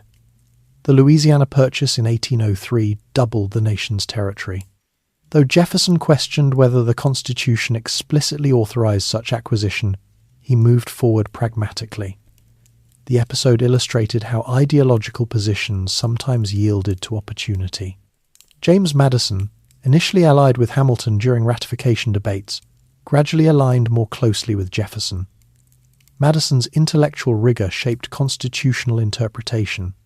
His earlier collaboration with Hamilton on the Federalist Essays gave way to disagreement over policy direction. The shift underscored fluidity in early political alliances. Personal respect could coexist with strategic divergence. John Adams, who preceded Jefferson as president, embodied another strand of Republican thought. He valued order and strong executive authority, but maintained independence from Hamilton's influence. The tension between Adams and Hamilton during the Quasi War revealed differences within the Federalist camp itself. Adams's decision to pursue diplomatic resolution with France, rather than full-scale war, disappointed Hamilton, yet it prevented escalation that might have further strained domestic unity. Aaron Burr, whose rivalry with Hamilton culminated in the duel, represented a more pragmatic style of politics. Burr's skill lay in organization and coalition building. He established political societies in New York to mobilize voters effectively. Unlike Jefferson or Hamilton, whose philosophies were articulated extensively in print, Burr operated with flexibility that some admired and others distrusted. His trajectory illustrates the emergence of professional political management in the new republic. Beyond these prominent figures, numerous state leaders shaped regional priorities. Governors negotiated with federal authorities over militia deployment and taxation. Legislators debated infrastructure improvements such as roads and canals. In Pennsylvania, debates over Western land claims and frontier security influenced national conversations. In the South, plantation economies depended heavily on enslaved labor, embedding moral contradiction within Republican rhetoric. The press amplified differences. Newspapers aligned with Federalists or Democratic Republicans presented sharply contrasting narratives of events. Editors wielded influence comparable to office holders. Pamphlets circulated arguments that reached artisans and farmers. Literacy rates were rising, particularly in northern states, enabling broader participation in public discourse. Political culture increasingly revolved around persuasion through print rather than deference to elite consensus. Religious life intersected with politics as well. The Second Great Awakening began stirring in the early 19th century, emphasizing personal faith and moral reform. Revival meetings attracted diverse audiences. Ministers sometimes addressed political issues indirectly, framing debates about liberty and virtue in spiritual terms. Religious pluralism expanded as denominations multiplied. These movements shaped community values that influenced voting patterns and reform initiatives. Economic change continued to redefine social relationships. Coastal cities benefited from trade, while inland regions sought improved transportation. The construction of turnpikes and later canals promised to link markets more effectively. Entrepreneurs experimented with small-scale manufacturing. Artisans faced competition from emerging factories. The tension between commercial expansion and agrarian tradition persisted, mirroring earlier policy disagreements. Native American nations confronted mounting pressure as settlers moved westward. Federal treaties sought to regulate land cessions, but enforcement varied. Leaders such as Tecumseh would soon challenge encroachment, underscoring that the Republic's internal debates occurred alongside displacement of indigenous communities. These dynamics formed part of the larger environment within which Hamilton and his contemporaries operated. Slavery remained entrenched in the southern states and gradually diminished in the north. The Constitution's compromises on representation and the slave trade carried long-term implications. Political leaders navigated the subject cautiously, aware that overt confrontation could fracture union. The contradiction between proclaimed liberty and enslaved labor lingered unresolved. Foreign affairs demanded ongoing attention. Britain and France remained at war intermittently. American neutrality required constant negotiation. Trade restrictions imposed by European powers affected American merchants directly. Embargo policies later adopted under Jefferson sought to avoid entanglement, but inflicted economic hardship domestically. These measures demonstrated the difficulty of maintaining independence amid global conflict. The judiciary emerged as another arena of influence. Under Chief Justice John Marshall, appointed in 1801, the Supreme Court began asserting authority in constitutional interpretation. Decisions such as Marbury v. Madison established judicial review, reinforcing the system of checks and balances. Though Hamilton did not witness all subsequent rulings, his advocacy for strong federal structures aligned with judicial consolidation of national authority. State politics often diverged from national narratives. In New York, factions competed for influence over appointments and patronage. Political societies organized rallies and printed ballots. Voter participation expanded gradually among white male citizens, though property requirements still limited access in some regions. Political culture became more participatory, less confined to elite circles. Within this evolving landscape, Hamilton's absence after 1804 did not halt debates he had helped initiate. Supporters continued defending strong federal mechanisms. Critics persisted in warning against concentration of power. The Republic functioned through this tension rather than despite it. Ordinary citizens experienced these high-level disagreements through tangible consequences. Farmers assessed crop prices influenced by tariff policy. Merchants calculated profits affected by embargoes. Artisans weighed prospects for mechanized production. Families listened to traveling speakers who explained constitutional amendments or criticized legislation. Political identity began shaping social affiliations, even friendships. Education expanded incrementally. Academies and colleges trained young men in law, ministry, and commerce. Curricula included rhetoric and moral philosophy, preparing students to engage in civic life. Textbooks often reference recent revolutionary events, embedding founding narratives into instruction. Memory of the war remained fresh for many households. Women's roles, though still legally constrained, continued evolving. Charitable societies addressed poverty and disease. Literary circles encouraged reading and discussion. The idea that women contributed to moral guidance of the Republic gained acceptance, though without formal political rights. These developments provided context for Elizabeth Hamilton's philanthropic work. Regional differences deepened as population grew. New England towns emphasized communal governance through town meetings. Southern plantations operated within hierarchical structures tied to export agriculture. Western territories blended frontier independence with demand for federal protection. The balance between local autonomy and national cohesion required constant negotiation. The political leaders around Hamilton each responded to these conditions according to temperament and philosophy. Jefferson's emphasis on agrarian simplicity appealed to rural constituencies. Adams's insistence on stability resonated with those wary of radicalism.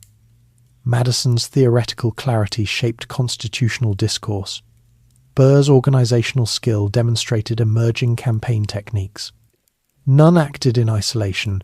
Their interactions produced policy outcomes that shaped everyday life. By tracing the stories around Hamilton, one sees a republic defined less by unanimity than by structured disagreement. Institutions provided framework for contest.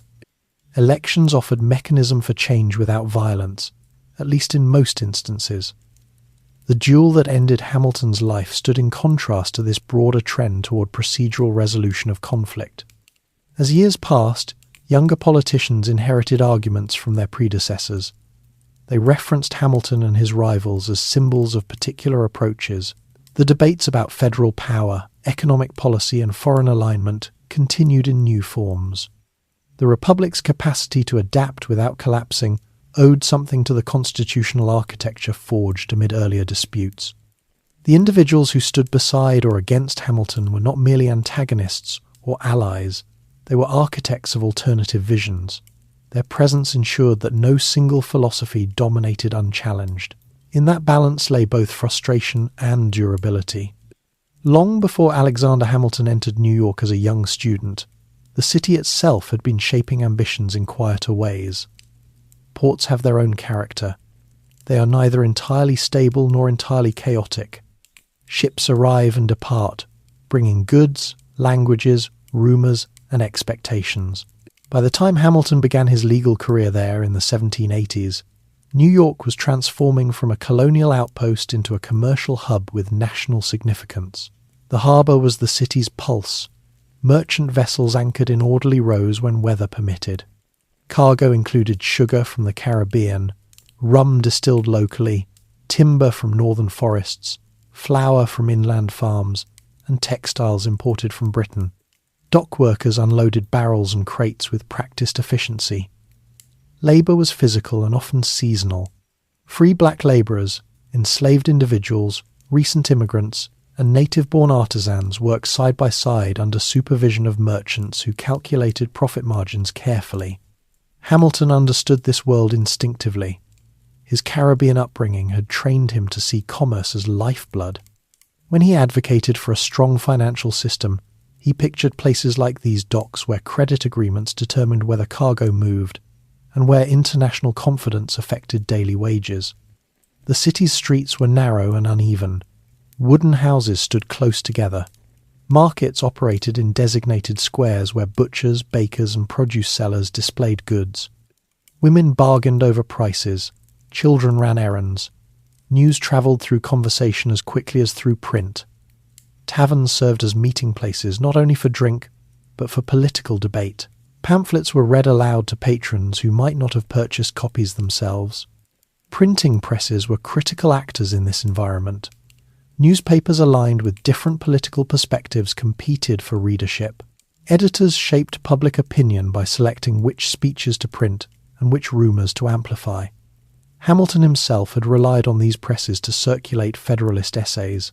Printers, though not office holders, influenced the rhythm of civic life. Slavery was present in New York during Hamilton's early years there. Enslaved individuals laboured in households, workshops, and on docks. Gradual emancipation laws passed in 1799 began phasing out slavery, but the process extended over decades. Free black communities formed mutual aid societies and churches, navigating restricted rights while contributing to urban life. Their presence reminded observers that liberty proclaimed in revolutionary rhetoric did not apply uniformly. Immigration added complexity. Germans, Irish, Scots, and others arrived seeking opportunity. They brought varied religious affiliations, Lutheran, Catholic, Presbyterian, and established congregations reflecting homeland traditions. Churches functioned not only as spiritual centres, but as social anchors, offering assistance to newcomers adjusting to unfamiliar economic patterns. Economic volatility remained common. A failed harvest inland affected flour exports. European wars disrupted trade routes. Insurance for ships was expensive and unpredictable. Merchants depended on reliable credit networks extending to London and the Caribbean. Hamilton's financial policies aimed to create domestic credit strong enough to reduce vulnerability to foreign markets. Beyond commerce, cultural life expanded gradually. Theatres staged performances drawn from British repertoire. Coffee houses hosted lectures on scientific and philosophical topics. Booksellers stocked volumes of Enlightenment thought alongside practical manuals. Education institutions like Columbia College, formerly King's College, trained young men in law and theology. Political gatherings were frequent. Federalists and Democratic Republicans organised meetings in rented halls. Speeches addressed tariffs, foreign policy, and the scope of federal authority. Ordinary artisans attended these events, forming opinions shaped by both ideology and economic interest. The emergence of organised political clubs signalled growing participatory culture. Infrastructure improvements reflected ambition.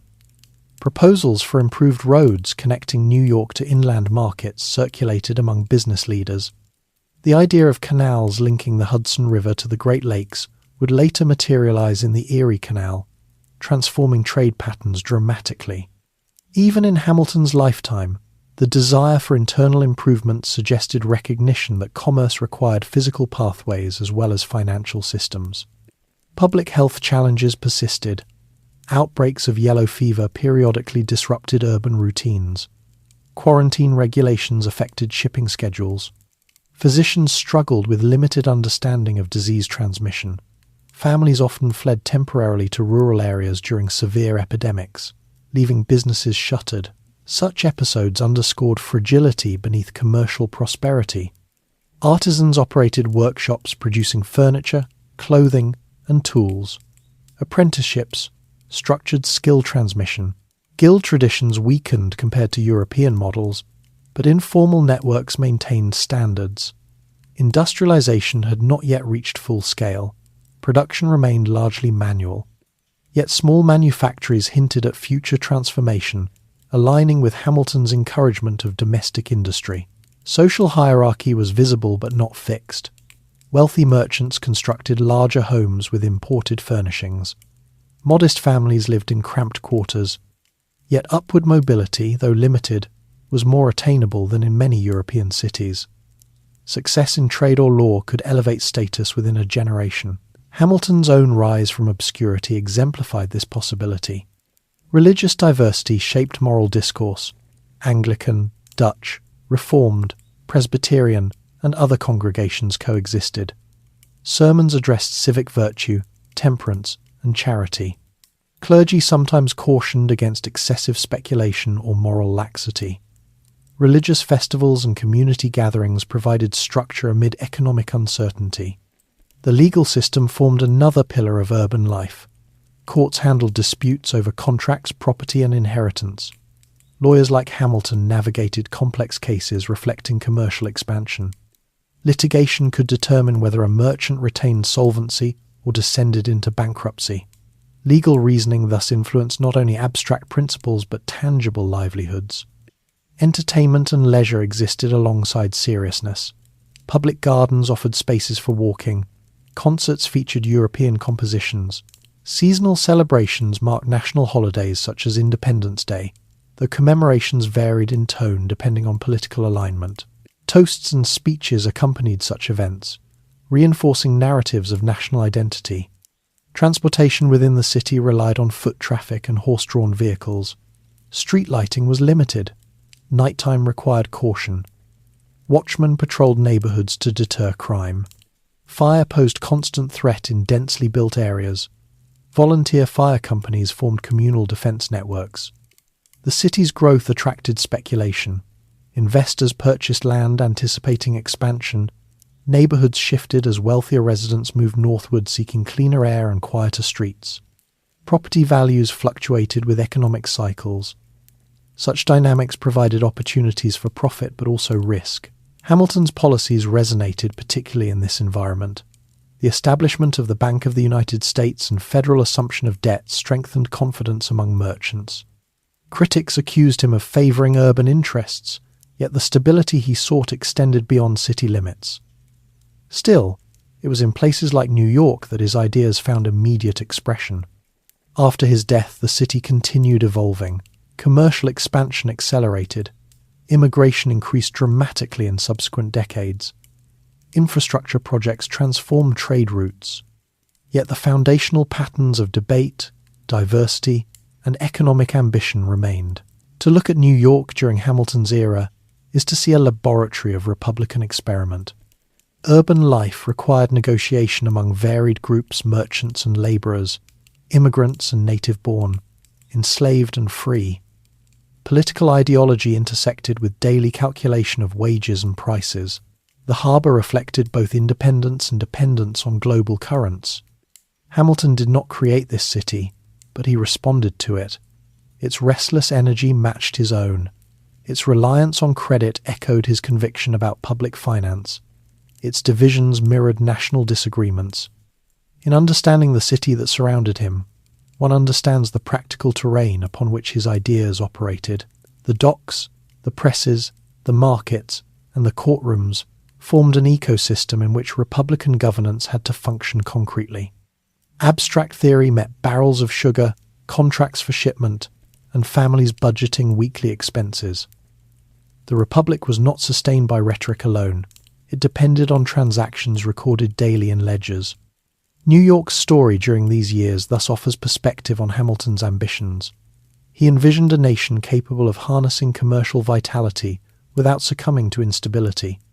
Whether his methods achieved balance remains subject to debate, but the city's continued growth suggests that financial structure played a role in enabling expansion. Around him moved thousands whose names seldom appear in historical texts.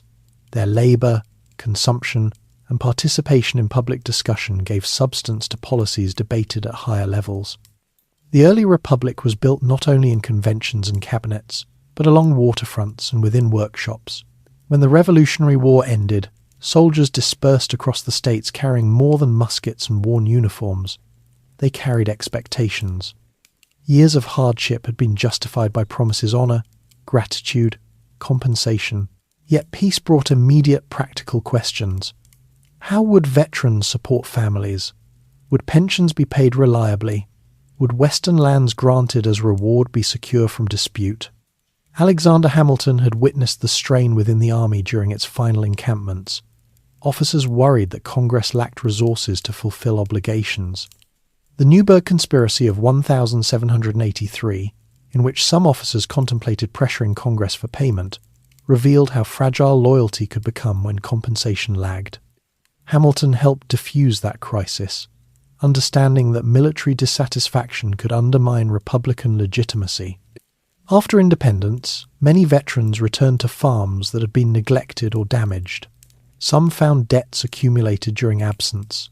Others lacked land entirely. State governments attempted to distribute Western territories as bounties, but surveys were incomplete and claims often overlapped. Frontier settlement carried risk from both natural hardship and conflict, with Native American nations defending their own lands. Pension systems evolved slowly. Congress debated long-term commitments. Paying officers half pay for life proved controversial among citizens wary of aristocratic privilege. Hamilton supported honouring commitments as essential to national credit. He believed that failure to compensate soldiers would damage trust in government promises.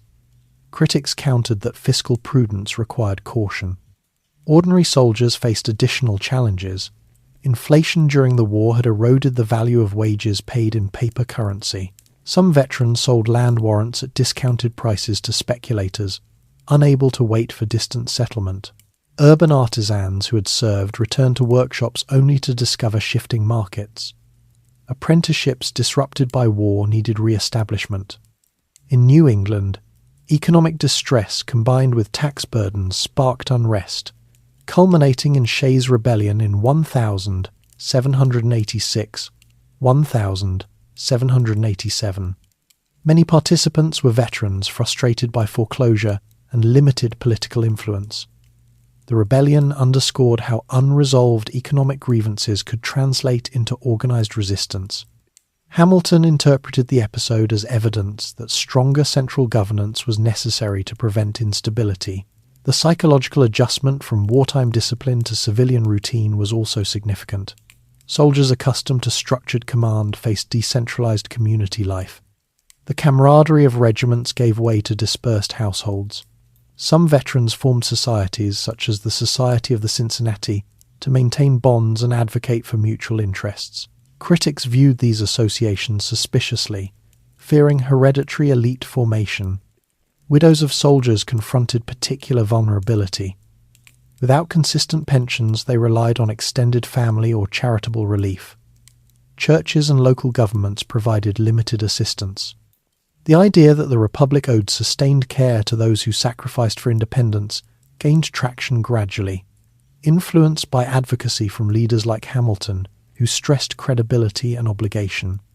As the federal government strengthened in the 1790s, veterans' issues remained present in legislative agendas. Assumption of state debts under Hamilton's financial plan included war-related obligations. By consolidating these debts at the national level, he sought to create uniformity and stability. Yet the practical experience of veterans varied widely by state and economic circumstance. Land policies shaped veteran experiences significantly. The Northwest Ordinance of 1787 established framework for organizing territories north of the Ohio River. It promised orderly statehood and prohibited slavery in that region.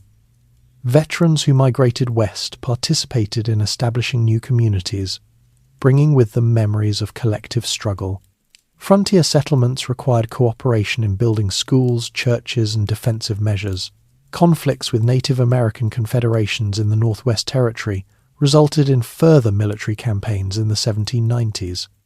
Veterans of the Revolutionary War sometimes enlisted again, motivated by economic necessity or belief in expansion. Federal forces under generals like Anthony Wayne secured treaties opening land to settlement. These developments reflected ongoing tension between Republican ideals and expansionist ambition. The Whiskey Rebellion of 1794 included participants who had served in the war. Their protest against excise taxes was framed by some as defense of rights for which they had fought. Hamilton's decision to support federal enforcement illustrated divergence in interpretation of revolutionary legacy. For him, preserving order fulfilled the Revolution's promise. For others, resisting centralized taxation embodied its spirit. By the early 19th century, as the founding generation aged, veterans became symbols of national origin. Public ceremonies honored surviving officers. Local commemorations marked anniversaries of key battles. Yet material conditions for many remained modest. The Republic had achieved independence, but economic equality was not guaranteed. Veterans' families transmitted stories of hardship and resilience to younger generations. These narratives shaped civic identity. School books recounted battles and sacrifices, sometimes simplifying complexity into heroic themes. The lived experiences of debt, uncertainty, and adaptation often received less attention. Hamilton's perspective on veteran welfare remained tied to his broader commitment to public credit. He argued that reliable fulfillment of obligations strengthened trust not only among former soldiers, but among international investors. A government that honoured promises, he maintained, would command respect domestically and abroad. The War of 1812, occurring after Hamilton's death, would once again mobilise veterans and test federal capacity. Some Revolutionary War veterans lived to witness renewed conflict with Britain. Their participation in public discussion linked past and present challenges. In examining soldiers after the war, one sees how nation-building extended beyond constitutional drafting. It required integrating thousands of individuals back into civilian life while maintaining coherence. Veterans influenced politics not only through organised protest, but through voting and community leadership. Their expectations shaped policy debates about taxation, land distribution, and military structure. The social fabric of the early republic included these men and their families. Rural communities relied on their labour. Urban workshops benefited from their skills. Religious congregations included them among members. Their presence reminded neighbours of sacrifices that had secured independence. Hamilton's advocacy for strong national systems can be viewed partly as response to witnessing veteran hardship. He had observed how fragile compensation arrangements threatened morale. He had seen how inflation undermined trust. His solution emphasized structure, even if not all veterans agreed with his methods. The story of soldiers after war illustrates the tension between ideal and reality. Republican rhetoric celebrated citizen soldiers returning to plough and workshop. Economic conditions sometimes contradicted that image. The Republic's success depended on accommodating these disparities without fracturing. Veterans' organizations occasionally petitioned Congress for additional relief. Debates over pension legislation recurred. Lawmakers balanced fiscal constraints against moral obligation. These discussions echoed earlier concerns about half pay and public debt. By placing veterans within the broader narrative, one recognizes that Hamilton's world was not confined to cabinet chambers or dueling grounds. It included men who marched barefoot through winter, who returned home to uncertain prospects, and who watched as political leaders debated the shape of the government they had fought to establish. Their stories complicate any simple account of founding triumph. They reveal the everyday labour required to translate independence into sustainable civic life. They also show how policies crafted in distant cities reverberated through farms and frontier cabins. As decades passed, monuments and memorials emerged, but the immediate post-war years were defined less by commemoration than by adjustment. The Republic's durability depended in part on whether those who had borne arms felt acknowledged and supported. Hamilton believed structured governance was the path to such durability. Others placed greater trust in local autonomy and community resilience. Veterans navigated between these visions, assessing which approach best secured their families' futures. The generation that followed inherited both the institutions built and the unresolved debates. The presence of veterans in town meetings and state legislatures ensured that memory of the war remained active in shaping policy. Their lived experiences provided a constant reminder that liberty carried material consequences. As the first decades of the 19th century unfolded, a new generation began stepping into public life. Children who had not known colonial rule, who had no memory of British troops in American streets, and who regarded the Constitution not as experiment but as inheritance. Among them were Alexander Hamilton's own sons and daughters, growing up under the watchful care of their mother, and the sons and daughters of farmers, merchants, and labourers across the states. Education became a quiet instrument of continuity. In towns and cities, academies expanded their enrolment. Instruction emphasized reading, writing, arithmetic, and moral philosophy. Textbooks presented the revolution as a narrative of principled resistance and ultimate triumph. The complexity of political debate that followed independence was often simplified for young readers. Yet within families like the Hamiltons, conversation retained nuance. Letters preserved by Elizabeth offered insight into earlier disputes, allowing children to encounter history not merely as lesson, but as lived experience. Hamilton's eldest surviving son, Philip Hamilton, had already died in a duel in 1801, 3 years before his father's death. That loss marked the family deeply. The younger children grew up conscious of both their father's prominence and the fragility of reputation. They inherited expectations shaped by public service. Some pursued legal and military careers. Others entered commerce or private life. Their paths reflected the expanding opportunities of a nation still defining professional identity. Beyond prominent families, the children of artisans and farmers entered apprenticeships or inherited land. Western migration opened possibilities unavailable to earlier generations. Territories organized under the Northwest Ordinance admitted new states. Frontier towns established schools and courthouses.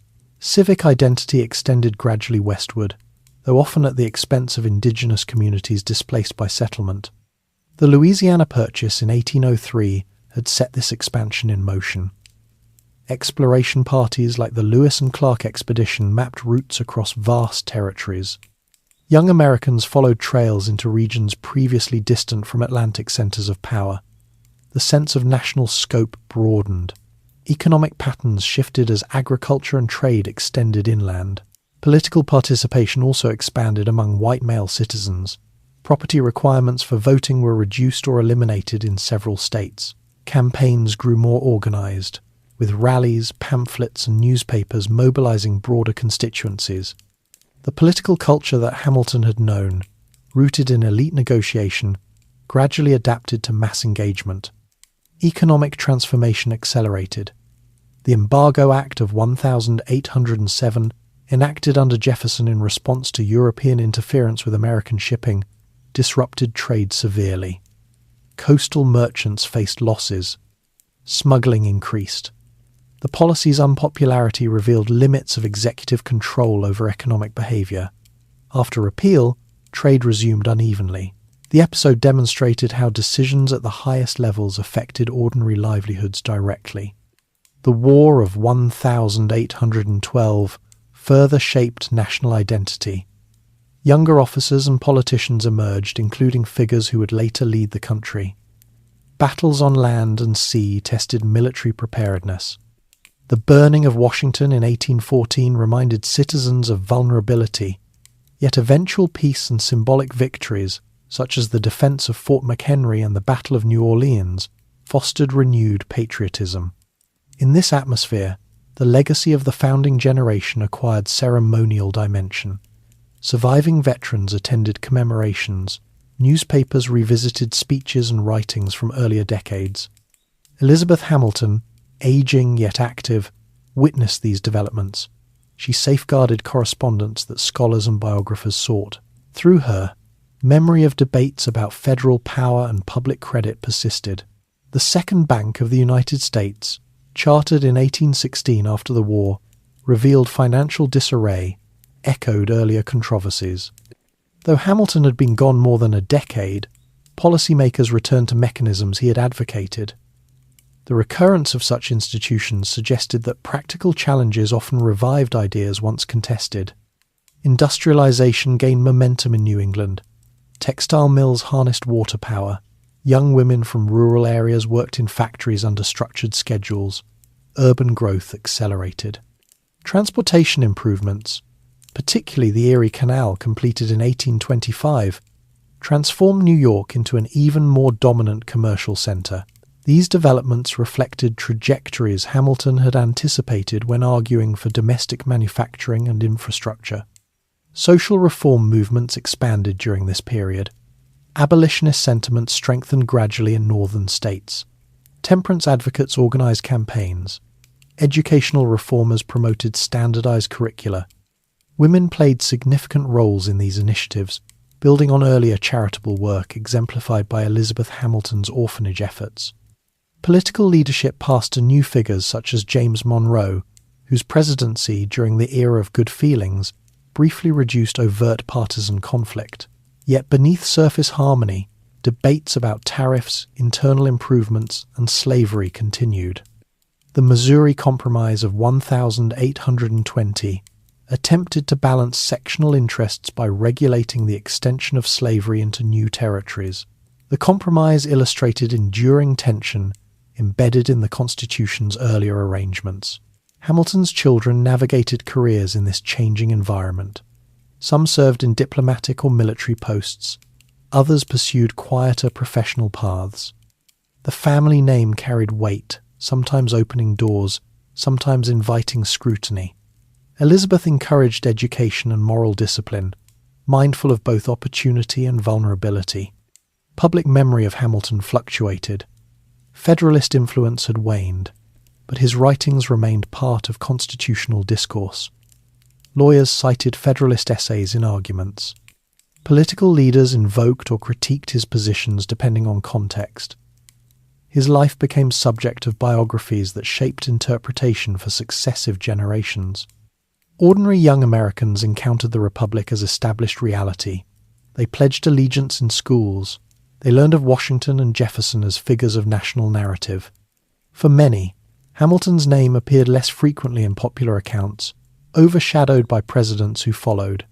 Yet financial systems he constructed influenced daily transactions quietly. Urban neighborhoods diversified as immigration increased from Ireland and Germany. Cultural pluralism expanded. Churches adapted to new congregations. Political parties learned to organize immigrant voters. The democratic impulse intensified, culminating in the rise of Andrew Jackson, whose presidency beginning in 1829 represented populist shift and renewed contestation over the national bank. Jackson's opposition to the bank echoed earlier criticisms levelled at Hamilton's financial architecture. The bank war of the 1830s resulted in the bank's eventual demise. Yet debates about centralized finance did not disappear. They resurfaced in subsequent decades under different institutional forms. The persistence of such debates demonstrated the durability of foundational questions. Elizabeth Hamilton lived long enough to witness these shifts. She saw the Republic expand territorially and economically. She observed new leaders reinterpret founding principles. Her continued efforts to publish and preserve her husband's writings ensured that his voice remained part of national conversation. For the broader generation born after independence, the revolutionary struggle receded into memory. Yet the structures it produced framed their opportunities. Public credit-enabled infrastructure. Constitutional mechanisms mediated disputes. Elections provided means for peaceful change, though not without tension. The children of veterans and statesmen inherited both advantages and burdens. They bore responsibility to maintain institutions crafted amid uncertainty. They also faced new challenges unforeseen by their predecessors: industrial labour conditions, sectional polarisation, and waves of immigration that would reshape demographics profoundly. In tracing the next generation, one sees how founding ideas persist through adaptation rather than preservation in static form. Hamilton's advocacy for energetic government influenced later debates, even when specific policies were revised. His emphasis on credit and stability resonated during financial crises that recurred periodically. Families across the nation negotiated similar transitions. Parents who had known colonial rule guided children who identified solely as Americans. Stories told at hearths linked personal sacrifice to national purpose. Education, religion, and civic ritual transmitted values unevenly but persistently. The Republic matured through trial and adjustment. Economic cycles tested resilience. Political movements rose and fell. The Constitution, amended gradually, provided continuity while allowing modification. Hamilton's role within that architecture remained part of ongoing interpretation. As younger citizens assumed leadership, they evaluated the founding generation not as untouchable icons, but as human actors whose decisions carried mixed consequences. Some admired Hamilton's clarity and foresight. Others criticized his preference for centralized power. The debate itself became testament to the vitality of Republican discourse. The early 19th century thus reveals the unfolding of a story larger than any individual. Hamilton's children and their contemporaries lived within frameworks shaped before they could vote. They altered those frameworks in response to new realities. The process of inheritance and revision defined their era. As the generation that had known revolution gradually withdrew from public life, memory became an active force rather than a simple recollection. The early republic had been built by individuals who disagreed intensely, yet shared formative experience of imperial conflict. The decades that followed required citizens who had not stood in those camps or attended those conventions to interpret what the founding meant. In that reinterpretation, Alexander Hamilton's ideas entered a new phase, less immediate, more conceptual. The expansion of print culture played a central role in this transformation. Biographies of prominent leaders circulated widely. Early accounts of the revolution often emphasized unity and virtue, smoothing over rivalries that had once seemed sharp. Hamilton's life, shaped by both accomplishment and controversy, resisted easy simplification. Some writers portrayed him as visionary architect of financial stability.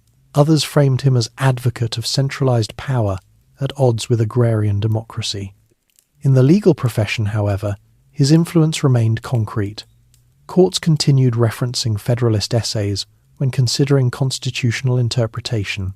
Lawyers trained in the early 19th century studied these writings not as partisan arguments but as analytical guides. The logic of federal authority, separation of powers, and the role of the judiciary retained practical significance as cases reached the Supreme Court. Chief Justice John Marshall's tenure from 1801 to 1835 strengthened federal judicial authority through landmark decisions. While Marshall's reasoning drew on multiple sources, it resonated with Hamilton's earlier insistence that national institutions required coherence and durability. The interplay between executive, legislative, and judicial branches matured in part through these interpretations.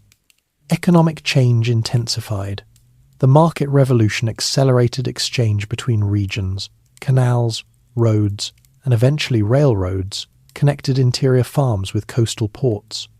Banks multiplied, extending credit to entrepreneurs.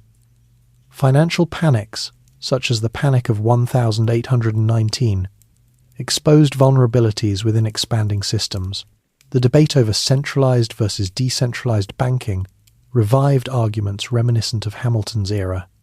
During such crises, observers reconsidered his emphasis on structured public credit. Some concluded that stable institutions could mitigate speculative excess. Others blamed centralized banks for amplifying volatility. The recurring cycle of innovation and correction suggested that financial architecture required continual adjustment. Politically, the collapse of the Federalist Party created space for new alignments. The Democratic-Republican Party itself fractured into factions. Andrew Jackson's rise introduced a style of leadership, emphasizing popular appeal and suspicion of entrenched elites. His opposition to the Second Bank of the United States drew direct lineage from earlier anti-Hamiltonian sentiment. The eventual dismantling of the bank signaled triumph of one vision over another. though not permanent resolution. At the same time, industrial development advanced in northern states. Textile mills in Massachusetts and manufacturing centers in Pennsylvania expanded output. Wage labor became more common. Urban populations grew, bringing new social challenges. Labor organizations formed to advocate for shorter workdays and improved conditions. The role of federal government in regulating economic life remained contested. Immigration surged in the 1840s, particularly from Ireland amid famine. New York's population expanded rapidly. Tenement housing crowded neighborhoods. Political machines emerged to organize immigrant votes. Civic identity evolved to incorporate diverse cultural backgrounds. The Republic's adaptability was tested by this demographic shift. Slavery, long embedded in Southern economies, increasingly polarized national debate. Abolitionist movements gained momentum in the North. Southern leaders defended slavery as economic necessity and social order. Compromises over new territories delayed confrontation, but did not eliminate underlying tension. The federal system designed in the 1780s faced strain from sectional divergence. In this environment, Hamilton's legacy intersected indirectly with debates over union and authority. Advocates for preserving federal cohesion cited principles of national supremacy embedded in constitutional design.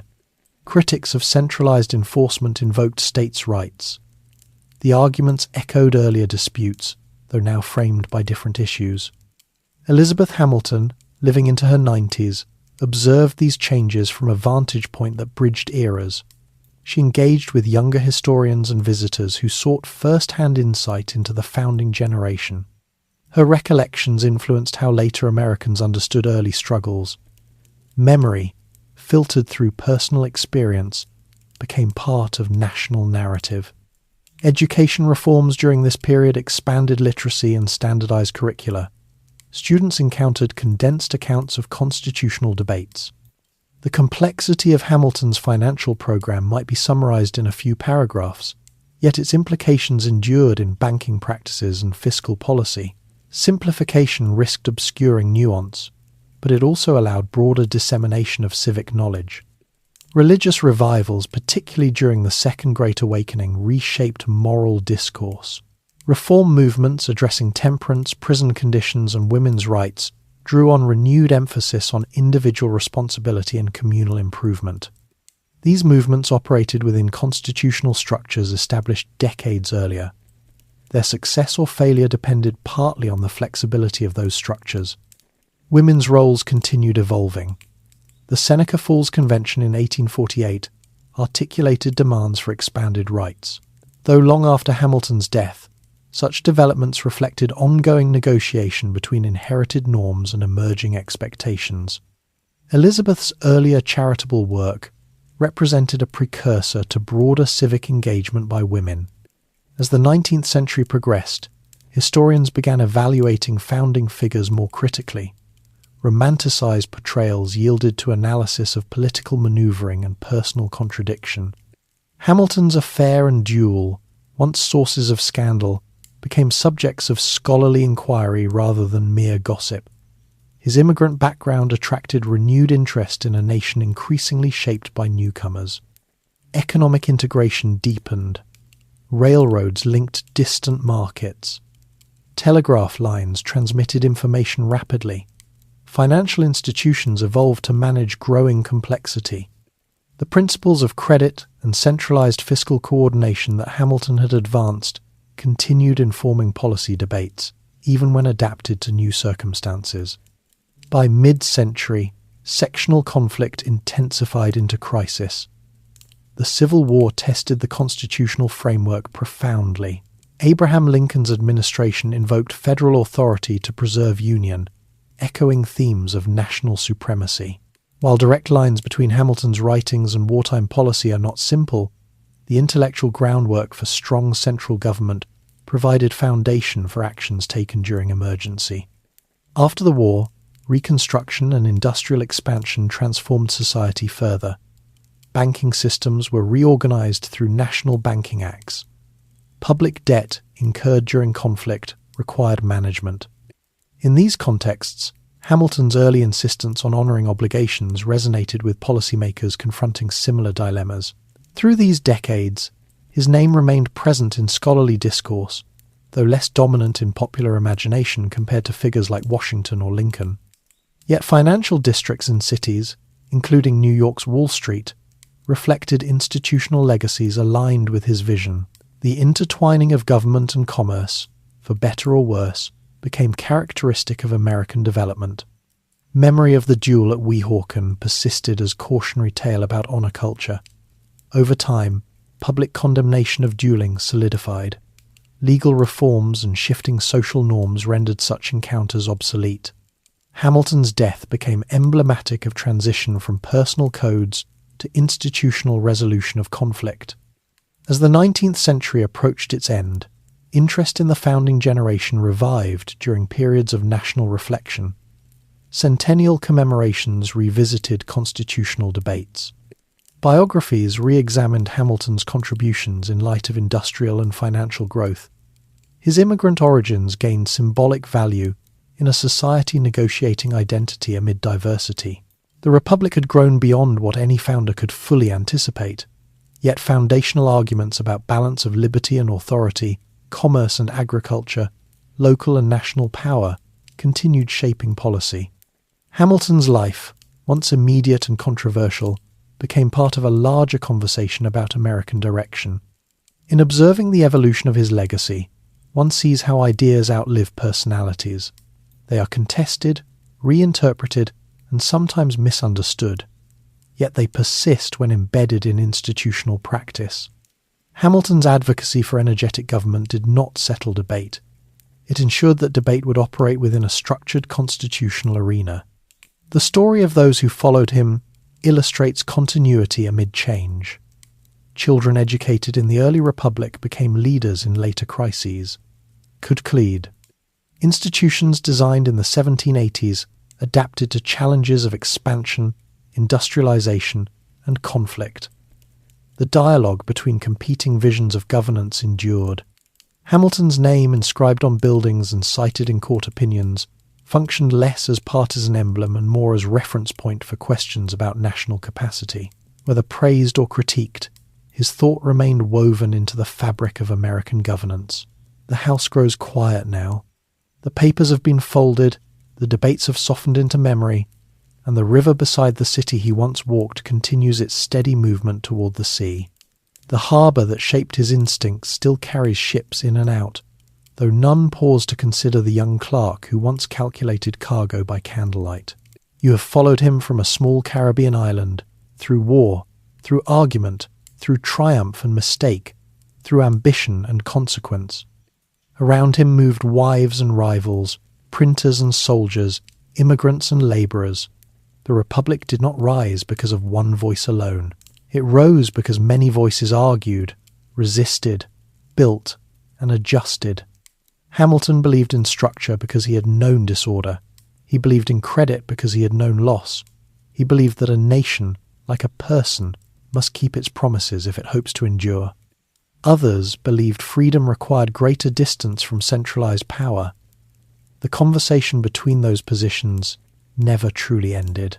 Perhaps that is the quiet lesson of his life. A country is not settled once and for all.